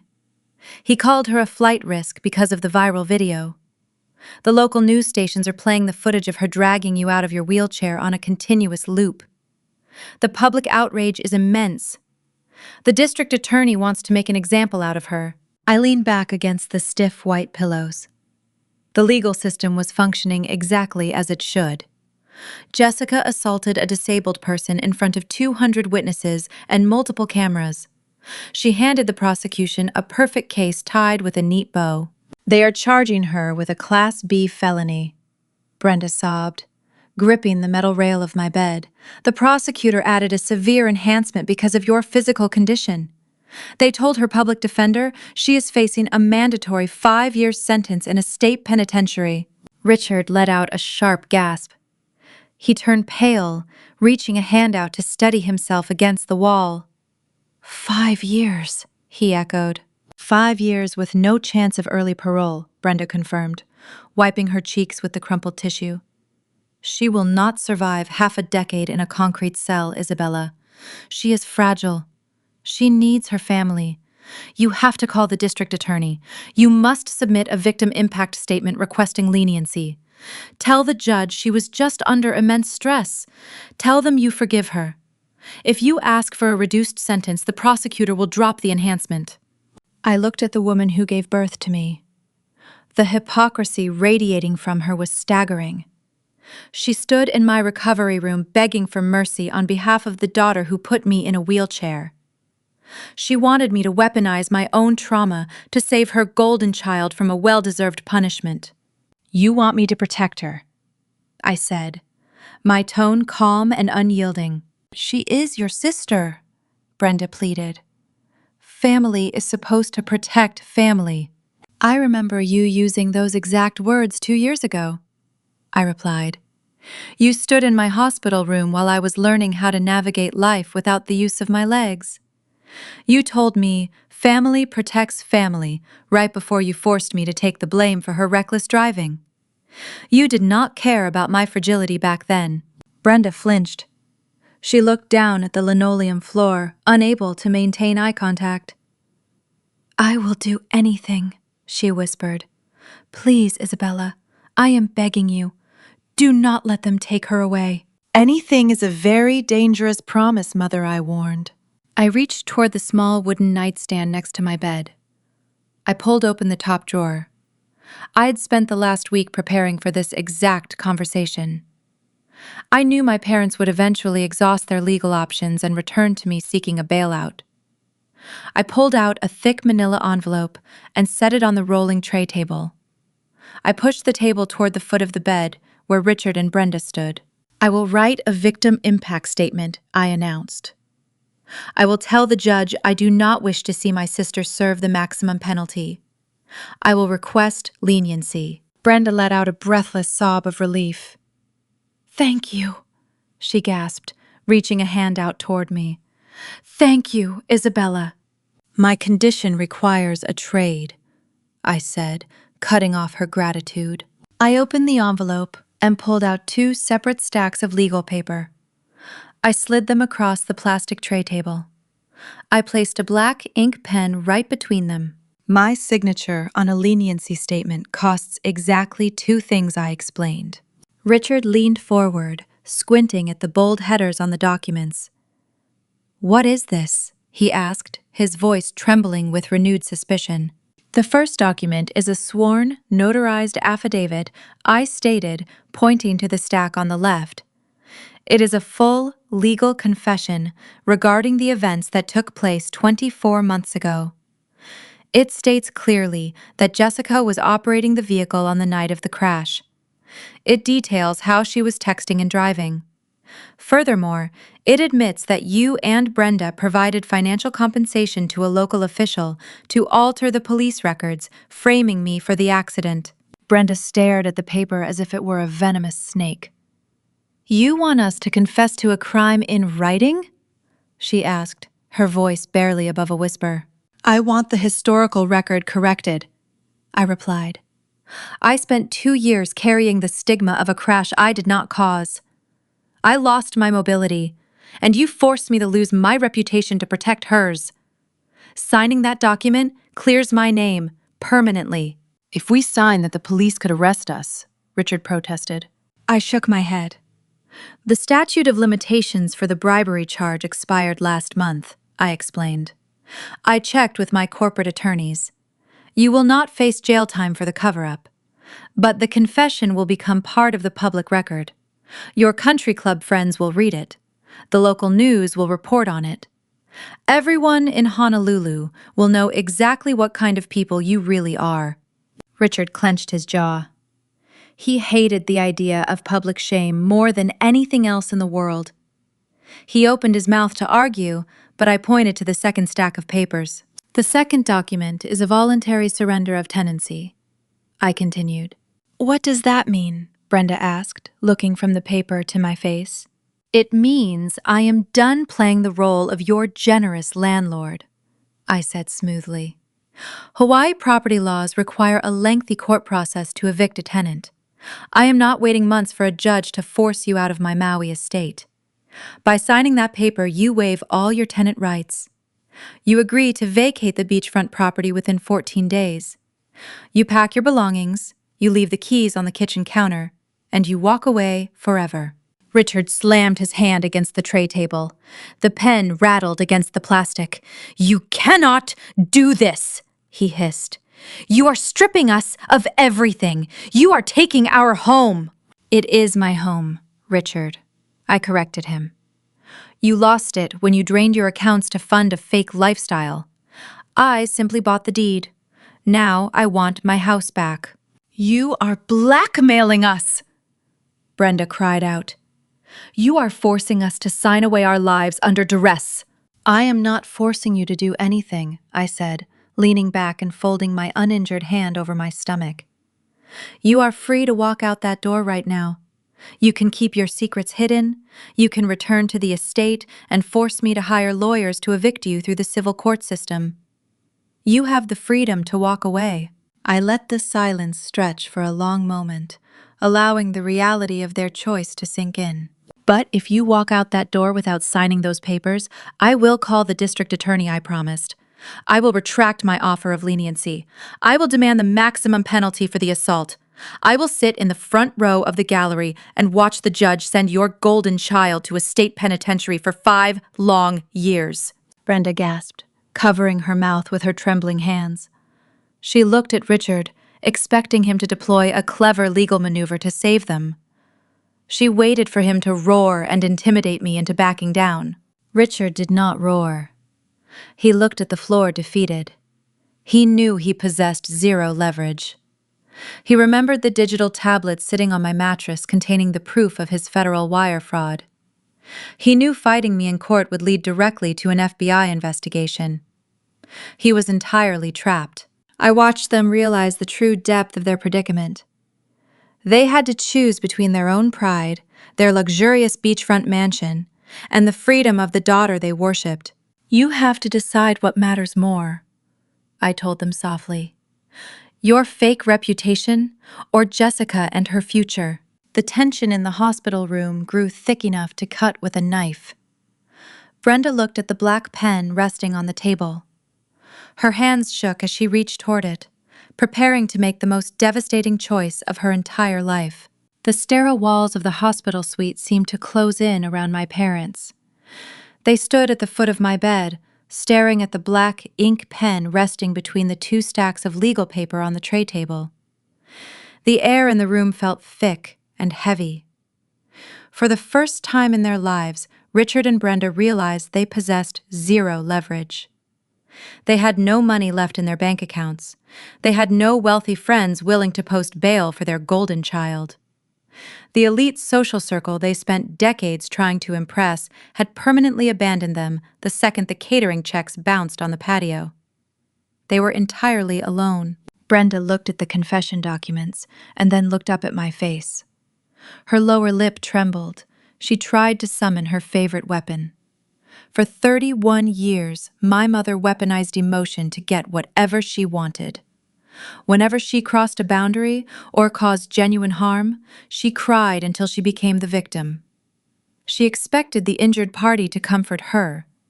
She decided to deploy that exact same tactic one last time. "Isabella, you are being unnecessarily cruel," Brenda whispered, clutching her wrinkled designer blouse. "You are punishing us because you are angry. I understand you are hurting, but families should always forgive each other. We are your blood. You need to show some grace and let this go." I looked at the tears streaming down her face. A few years ago, those tears would have manipulated me into feeling guilty. I would have folded my own boundaries to make her comfortable. That version of me died the night she paid a corrupt official to frame me for a car crash I did not cause. Toxic families use the word forgiveness when they actually mean submission, I said, my voice flat and steady. "You do not want my forgiveness, Mother. You just want me to submit to your abuse so you can go back to pretending your life is perfect. You want me to stay quiet while you sacrifice my future to protect the daughter who put me in this wheelchair. I am done submitting." Brenda flinched, stepping backward, as if my words carried a physical sting. She reached out and grabbed Richard by the arm, hoping her husband would intervene. Richard did not speak. His eyes remained locked on the voluntary surrender of tenancy agreement. His mind was racing, calculating his odds. He was a man who spent his entire career reading contracts and looking for loopholes. He searched the pages for an escape route, but found nothing. He knew calling a defense attorney required a massive retainer fee he could no longer afford. He knew fighting the eviction meant dragging his federal wire fraud into the spotlight. The FBI would seize his remaining assets before the ink dried on his court summons. I decided to end his internal debate. I reached for my smartphone resting on the mattress next to my left hip. I unlocked the screen and opened the clock application. "You have wasted enough of my time," I announced. "I am setting a 60-second timer." I tapped the screen and set the phone on the edge of the tray table facing them. The bright digital numbers glowed against the dark background. "When that alarm sounds, this deal expires," I explained. "I will call the district attorney and retract my offer of leniency. Jessica will serve the maximum penalty for aggravated assault on a disabled person, and I will immediately hand your fraudulent loan applications over to the federal authorities. You have 1 minute to choose your fate." I pressed the start button. The timer began to tick down. 59, 58, 57. The silence in the room transformed into a suffocating pressure. Brenda let out a panicked gasp. She shook my father by his shoulder, pleading with him to do something. Richard remained paralyzed. The digital numbers dropped below 50. He stared at the ticking clock, watching his empire turn to dust, second by second. 45 seconds, I stated, keeping my gaze fixed on his sweating forehead. Richard ran a hand through his graying hair. He looked at the door, contemplating running away. He could walk out of the hospital and disappear. But he knew running would not stop the legal storm. The police would find him. The prosecutors would freeze his bank accounts. He would end up in a cell right next to his beloved golden child. 30 seconds. Brenda lost her grip on reality. She dropped to her knees on the cold linoleum floor, weeping loudly. Richard signed the paper, she sobbed, her voice echoing in the quiet recovery wing. Please, Richard, do not let them take Jessica away. We can find a new apartment. We can start over. Just sign the paper and save our daughter. Richard looked down at his crying wife. He saw the reality of his failure reflected in her ruined makeup. He spent his entire life measuring his worth by the size of his beachfront estate and the prestige of his country club memberships. Signing that document meant admitting he was a fraud. It meant legally rendering himself homeless. It meant walking away from the Maui property with nothing but the clothes on his back. 15 seconds, I warned. The digital numbers flashed on the screen. 14, 13, 12. Richard reached out his hand, hovering over the tray table. His fingers trembled as he looked at the black ink pen. He hesitated.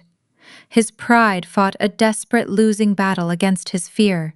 10 seconds, I said softly. He closed his eyes, taking a ragged breath. The arrogant patriarch was gone. 5 seconds. Richard snatched the pen from the plastic tray. His hand shook so badly he could barely grip the smooth plastic barrel. He leaned over the table, placing the pen against the signature line of the notarized confession. He scribbled his name, his handwriting jagged and uneven. He flipped the page and signed the voluntary surrender of tenancy. He dropped the pen as if it burned his skin. He backed away from the bed, staring at the floor. Brenda scrambled to her feet. She grabbed the pen from the table and frantically signed her own name next to his. She did not even read the fine print. She just wanted the nightmare to end. She pressed the pen down so hard it nearly tore through the thick legal paper. The digital timer hit 0. A sharp electronic alarm chimed, filling the hospital suite with a crisp ringing sound. I reached out and tapped the screen, silencing the alarm. I pulled the tray table closer to my chest. I picked up the documents, inspecting the signature lines. The blue ink confirmed their total surrender. They had officially admitted to their crimes in a legally binding format. They had voluntarily signed away their rights to the multi-million-dollar estate. The transfer of power was final. You made the right choice, I said, organizing the papers into a neat stack. I slid them back into the manila envelope and placed it inside my bedside drawer, locking it securely. Brenda wiped her nose with the back of her hand. We signed your papers, she sniffled. Now you have to call the prosecutor. You promised to save Jessica. I promised to request leniency, I corrected her. The judge makes the final decision. But you fulfilled your end of the bargain. Now it is time for you to fulfill the second condition. I reached over and pressed the red call button pinned to my hospital gown. Within seconds, the door swung open. A large hospital security guard stepped into the room, holding a two-way radio. He assessed the situation, glancing at my weeping mother and my defeated father. Is there a problem here, Ms. Jones? The guard asked, keeping a watchful eye on Richard. These two individuals were just leaving, I told the guard. They are no longer welcome on this floor or anywhere near this medical facility. Please escort them out of the building. Make sure they do not stop in the lobby. The guard nodded, stepping aside and gesturing toward the open doorway. It is time to go, folks, he ordered, his tone leaving no room for debate. Richard did not argue. He did not puff out his chest or threaten a lawsuit. He kept his head bowed and walked slowly toward the exit. His expensive leather shoes scuffed against the linoleum, lacking their usual confident stride. Brenda followed him, casting one final desperate glance over her shoulder. She looked at me, searching for a shred of sympathy. She found a blank, unyielding stare. The heavy wooden door clicked shut behind them. I was alone in the quiet suite. I listened to their fading footsteps in the hallway. I had successfully stripped them of their assets, their lies, and their pride. They walked into the hospital thinking they could manipulate their disabled daughter. They walked out with empty pockets and a signed confession that would soon become public record. They had 14 days to pack their cheap belongings and vacate my property. They would have to navigate the ruthless Hawaiian rental market with no credit and no references. But their immediate housing crisis was only a fraction of the incoming storm. The real reckoning was scheduled for next Tuesday in the county courthouse. Jessica still had to stand before a criminal judge. She still had to face the consequences of throwing me into that table of glass. And sitting in the back row of that courtroom, waiting patiently for the criminal proceedings to conclude, was Liam and his team of civil litigation attorneys preparing to launch a lawsuit that would drain whatever microscopic pennies my family had left. The heavy oak doors of the Maui County Courthouse swung inward, opening a path to the final chapter of my long nightmare. The air conditioning inside the building felt freezing, a stark contrast to the humid tropical breeze blowing off the Pacific Ocean outside.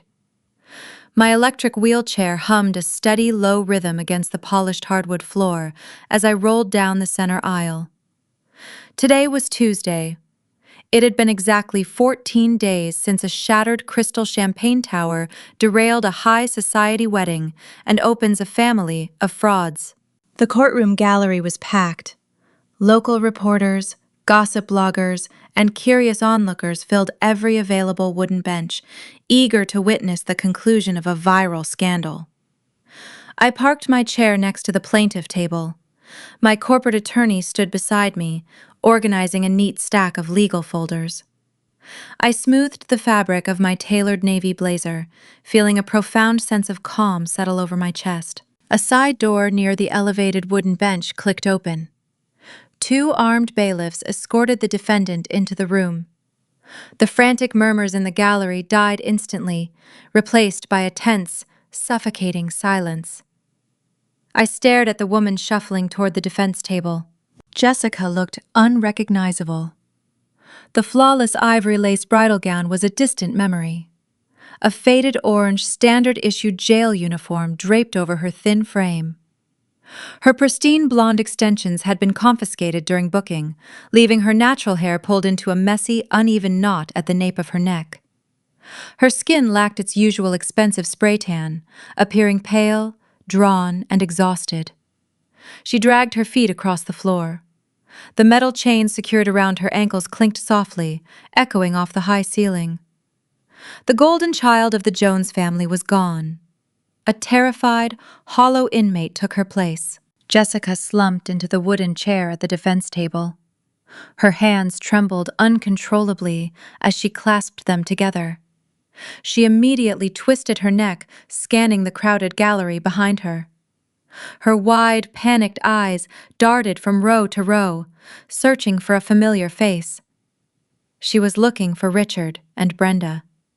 She expected her loyal protectors to sit in the front row, armed with high-priced defense lawyers and a brilliant strategy to bail her out. She scanned the room 3 times before the reality crashed into her. They were missing. My parents had a very good reason for skipping their favorite daughter and her sentencing hearing.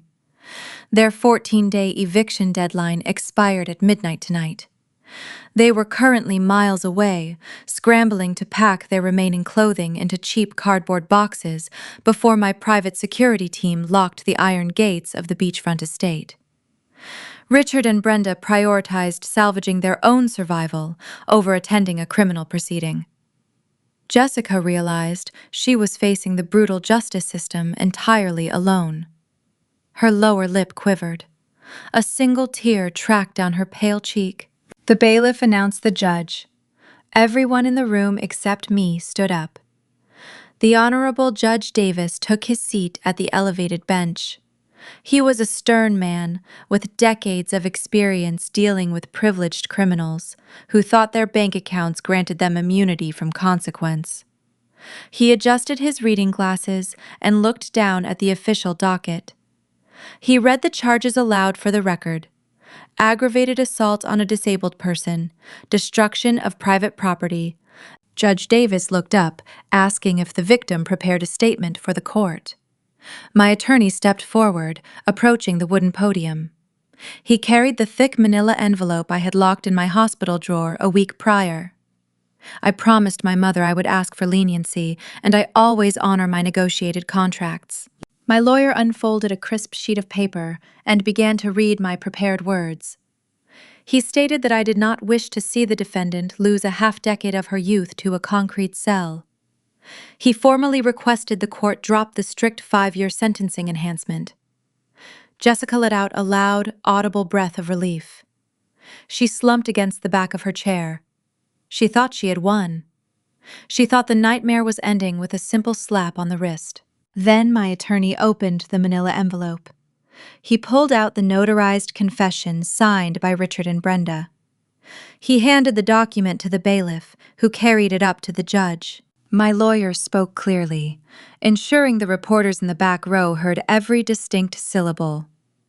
While the victim requests leniency regarding prison time, she also requests that this sworn affidavit be entered into the permanent public record, my attorney announced. This document contains a full written confession from the parents of the defendant. It provides undeniable proof the defendant was the driver during a severe motor vehicle crash 24 months ago.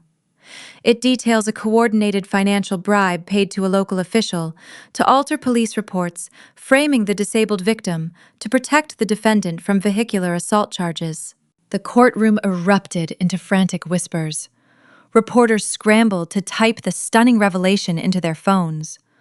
The judge banged his wooden gavel, striking the sounding block 3 times, demanding order. The noise subsided, but the intense tension remained. Judge Davis read the confession, his brow furrowed, his expression hardened into a mask of pure disgust. He looked down at Jessica. The defendant shrank back in her chair, trying to make herself as small as possible.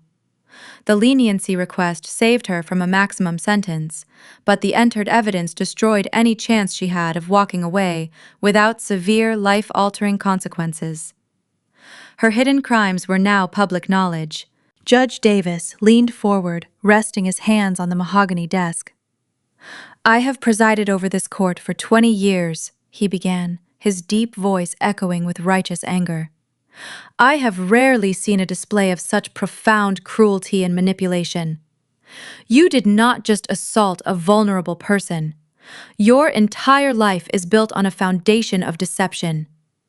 You prioritized your social status over the physical safety of your own sibling. You allowed an innocent person to carry the burden of your reckless actions." He picked up his black pen. "I accept the request for leniency regarding the 5-year enhancement," he stated. "However, your actions require a harsh lesson in accountability. I sentence you to 18 months in a state correctional facility. Following your release, you will serve 3 years of strict supervised probation. Furthermore, you are ordered to pay heavy financial restitution for all medical bills incurred by the victim resulting from your unprovoked attack." The wooden gavel struck the sounding block with a final deafening crack. 18 months.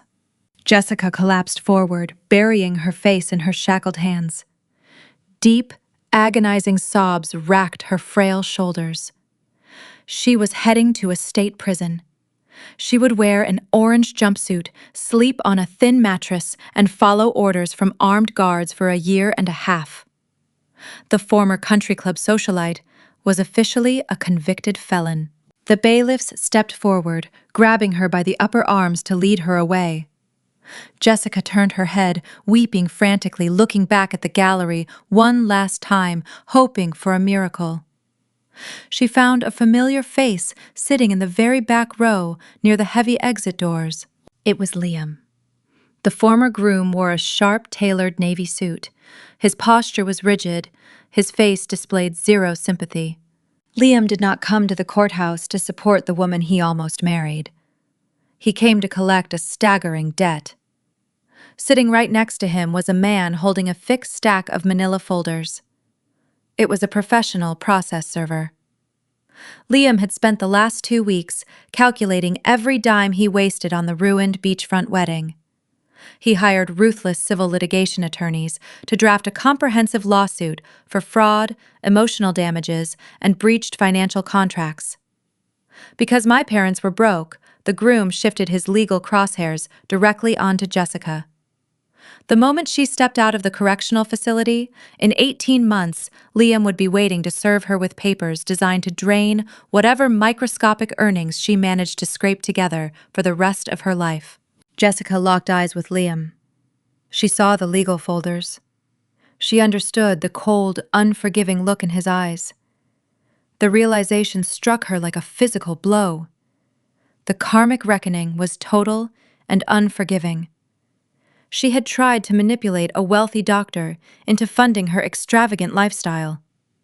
Now that same doctor was going to ensure she lived in perpetual poverty. The bailiffs pulled her toward the side door. Jessica did not fight them.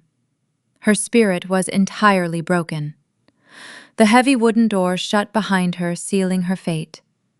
The woman who tossed me into a table of glass disappeared from public view, facing the harsh reality of a world she could no longer control. The deadline for my parents to vacate the Maui beachfront estate arrived exactly 14 days after they signed the surrender documents. I did not attend the eviction in person. I hired a private security team to oversee the process, ensuring they did not take a single fixture or appliance that rightfully belonged to my investment firm. The lead security officer provided me with a detailed report of their final hours inside the mansion. The scene he described was a fitting conclusion to their decades of arrogance. Richard dragged cheap cardboard boxes across the imported hardwood floors. He could not afford to hire professional movers. His bank accounts were frozen, and his credit limit was non-existent.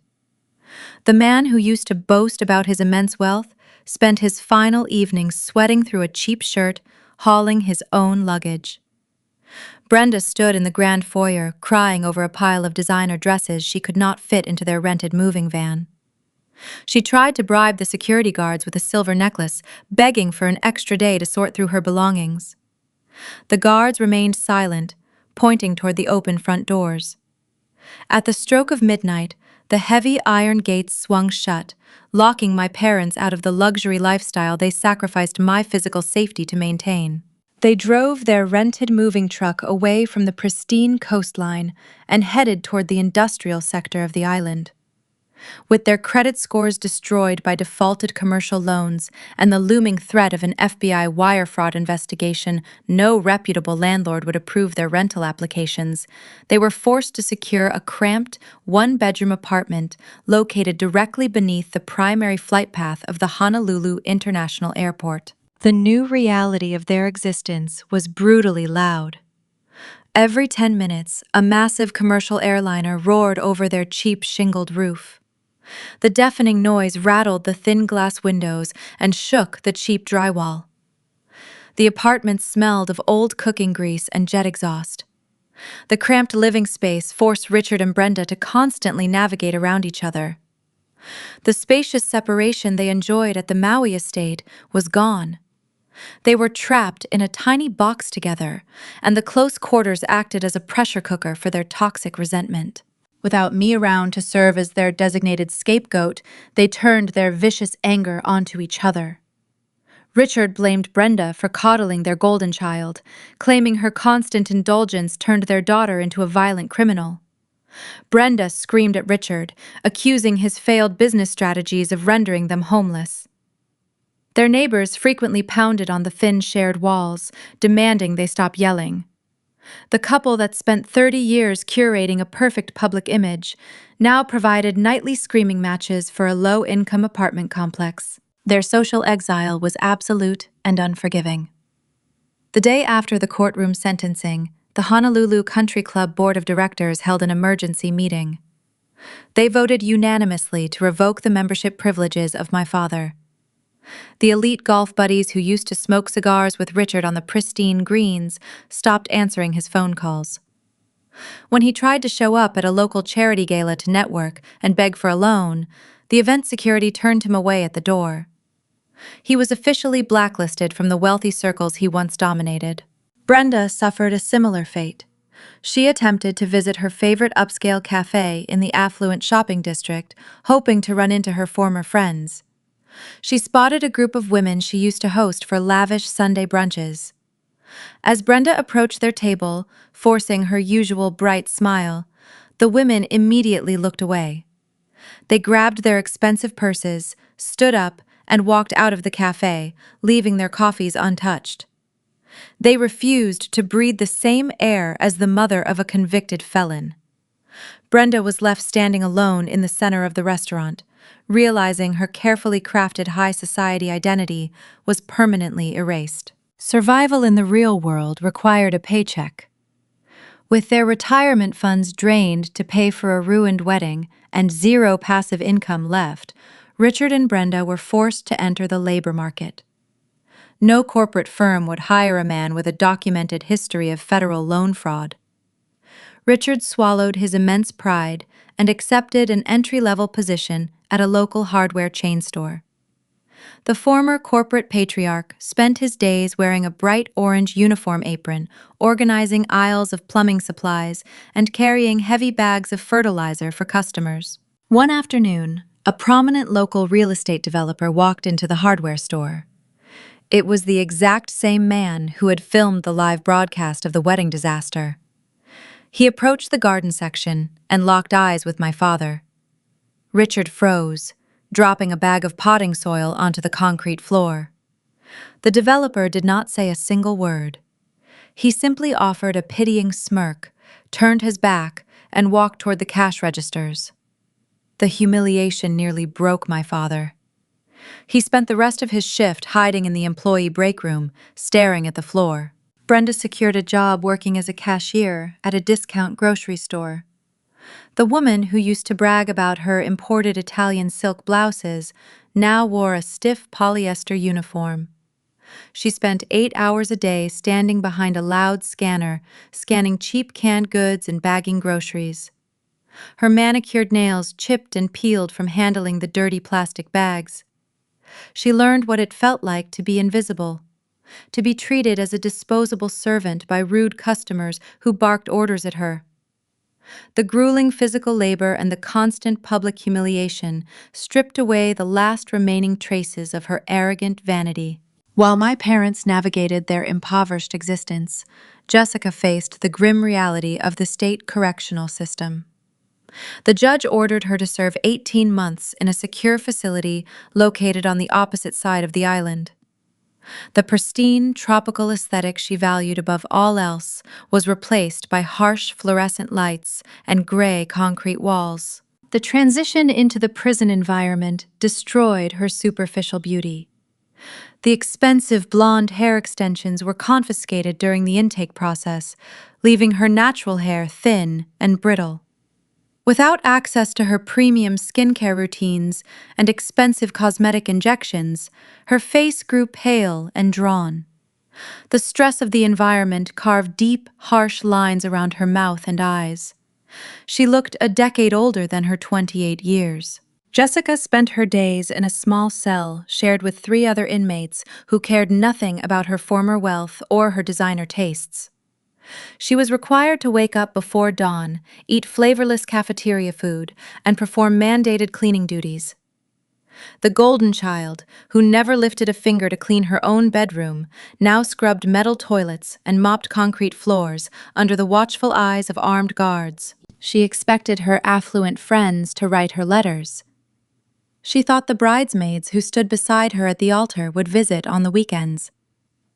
The visitor log remained completely empty. The wealthy socialites she lied to impress wanted nothing to do with a convicted, violent offender. They erased her from their social media pages and pretended they never knew her. Jessica was entirely abandoned. Her only connection to the outside world arrived in the form of heavy manila envelopes delivered by the prison mailroom. These were not letters of support. They were legal notices. Liam and his team of ruthless civil litigation attorneys kept their promise. They filed a massive lawsuit against my sister for fraud, emotional distress, and breached financial contracts regarding the ruined wedding. Jessica sat on her thin, standard-issue mattress, reading the legal documents. The math was inescapable. The lawsuit demanded hundreds of thousands of dollars in damages. The moment she finished serving her 18-month prison sentence, Liam would begin garnishing whatever meager wages she managed to earn. She would spend the rest of her adult life working minimum wage jobs just to hand her paychecks over to the man she tried to manipulate. The illusion my family sacrificed my legs to maintain had completely evaporated. They destroyed their own daughter to protect a lifestyle built on lies and stolen money. Now that lifestyle was gone, leaving them with nothing but the crushing weight of their own toxic choices. They were irrelevant, broke, and permanently exiled from the luxury they worshipped. The justice they spent 2 years trying to avoid had finally caught them, and it was absolute. I did not pity them. I did not feel a single ounce of remorse. I knew they were currently sitting in their respective hells, blaming everyone but themselves. While they drowned in the consequences of their own actions, I was preparing to move forward. My corporate empire was expanding, and my physical independence was secure. I had won the war they started. 18 months have passed since the heavy oak doors of the Maui County Courthouse swung shut. I sit on the expansive lanai of my renovated beachfront estate. The warm Hawaiian ocean breeze brushes against my face, carrying the familiar scent of salt and blooming hibiscus. I rest my hands on the armrests of my custom black wheelchair. It is the exact same chair my sister tried to pull me out of on that disastrous wedding day. Back then, she called it an ugly prop that ruined her pristine aesthetic. Today, this chair sits at the head of a custom-built teak dining table, surrounded by people who value my mind and my heart. The estate looks entirely different now. The day the security team handed me the keys, I hired a local contracting crew. We tore down the superficial walls my parents erected to impress their country club friends. We widened the doorways, installed smooth hardwood floors, and built elegant ramps that blend seamlessly into the architecture. My home is no longer a fortress of fake prestige. It is a sanctuary of accessibility and genuine warmth. Laughter echoes across the patio. I turn my head and watch my chosen family gather around the outdoor kitchen. My lead physical therapist, David, stands at the grill, flipping fresh seafood and joking with my senior investment analyst, Sarah. A few close friends from my business network sit on the lounge chairs, sipping iced tea and discussing their weekend plans. These people do not look at me with pity. They do not treat me like a fragile burden or a secret they need to hide from their affluent peers. They treat me with unwavering respect. We built a community based on honesty and mutual support. David knows exactly when to push me during our morning training sessions and when to let me rest. He does not see a broken patient. He sees a resilient woman reclaiming her strength. Sarah treats me like a true equal. She does not care about my wheelchair. She cares about our quarterly earnings and our strategy to acquire new patents. We spend our Friday evenings on this patio sharing stories and building a future free from toxic expectations. The hollow, transactional relationships my parents forced me to endure are a distant memory.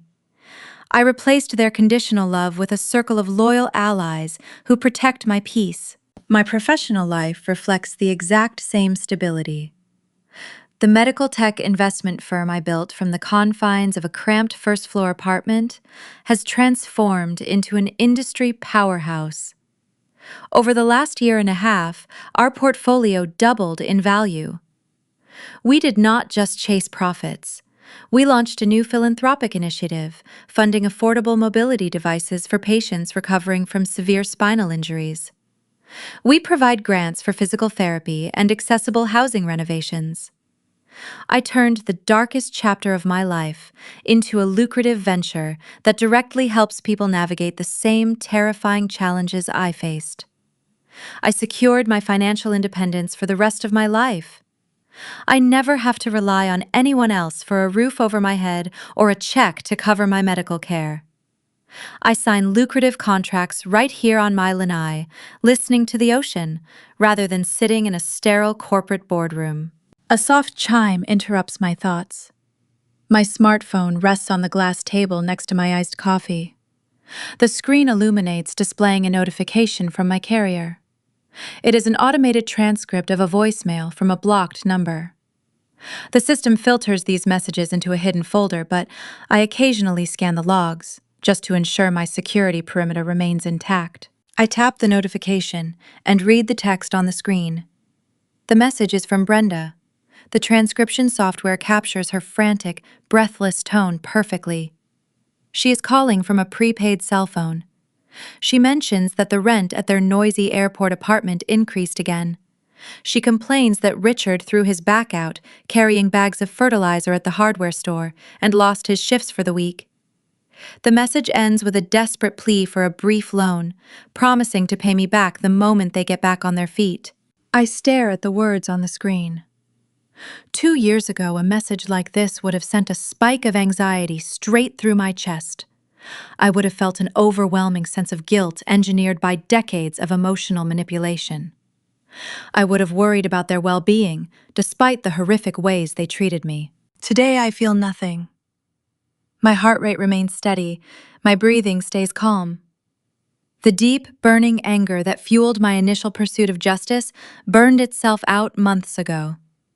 The craving for revenge evaporated the moment the judge handed down his sentence and the eviction notice cleared my property. What remains is a pure, peaceful indifference. My parents are strangers to me now.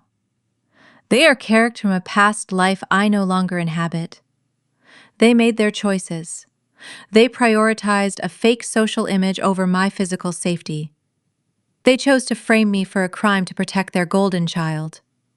They tried to extort me while I lay bleeding on a marble floor. They are currently living the exact life they earned. I do not listen to the audio recording. I do not want the shrill sound of my mother and her fake tears to interrupt the music playing softly in my backyard. I simply swipe my finger across the screen and press the delete button. The message vanishes into the digital void. I lock the phone and slide it back into my pocket. I turn my wheelchair toward the edge of the lanai, facing the vast blue expanse of the Pacific Ocean. The waves crash rhythmically against the shoreline, washing away the sand and leaving a smooth, clean surface behind. The journey from being the discarded family scapegoat to sitting here as the sole architect of my own destiny taught me a profound, undeniable truth. Toxic families always mistake quiet resilience for weakness. They view silence as compliance. They assume that because you do not scream and throw tantrums, you possess no boundaries and no strength. They believe they can push you into a corner, extract your resources, and leave you to drown while they bask in the spotlight. They fail to realize that true power is silent. It does not need to boast at country club luncheons. It does not need to demand attention at lavish weddings. It does not need to wear expensive designer labels to prove its worth. True power works quietly in the background. It observes, it plans, and it executes with precision.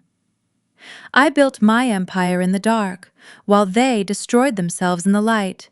The people who underestimate you are always the ones who end up handing you the exact tools you need to secure your freedom. My sister thought shoving me out of my wheelchair would humiliate me. Instead, she gave me the public spectacle required to expose her crimes. My parents thought bribing a corrupt official would protect their legacy. Instead, they handed me the leverage to strip them of their entire estate. Their arrogant entitlement was the architect of their own demise. I looked directly at the camera, breaking the fourth wall, to speak to you, the viewers, who have followed this journey from the beginning. Have you ever found yourself playing the role of the black sheep in your own family? Have you ever endured the painful realization that the people who were supposed to protect you were actually the ones holding you back? Have you ever had to pack your bags, draw a hard line in the sand, and walk away from a toxic dynamic to finally secure your own peace? It is a terrifying step to take. Society tells us that family is everything, and that blood obligates us to endure endless disrespect. But you owe nothing to people who treat your pain as an inconvenience. Walking away is not an act of betrayal. It is an act of profound self-preservation. I want to hear your stories. How did you find the strength to stop shrinking yourself to fit into their expectations? How did you build your own peaceful reality after the storm cleared? Share your experiences in the comments section below. Let this community serve as proof that surviving family betrayal is possible, and that the life waiting for you on the other side is more beautiful than anything they tried to take from you. If this story of uncovering hidden truths and executing ultimate justice resonated with you, please hit that like button. Subscribe to the Grape Vengeance channel for more stories of quiet ascendance and satisfying karmic reckoning. Remember, the best revenge is never a loud argument. The best revenge is simply living a successful, peaceful, and authentic life, far away from those who tried to break you. The late afternoon sun dips toward the horizon, casting a warm, golden glow across the ocean water. I listen to my friends laughing behind me. I feel the solid frame of my wheelchair supporting my weight. A genuine, peaceful smile spreads across my face. I close my eyes, savoring the quiet, tropical breeze as the screen slowly fades to black.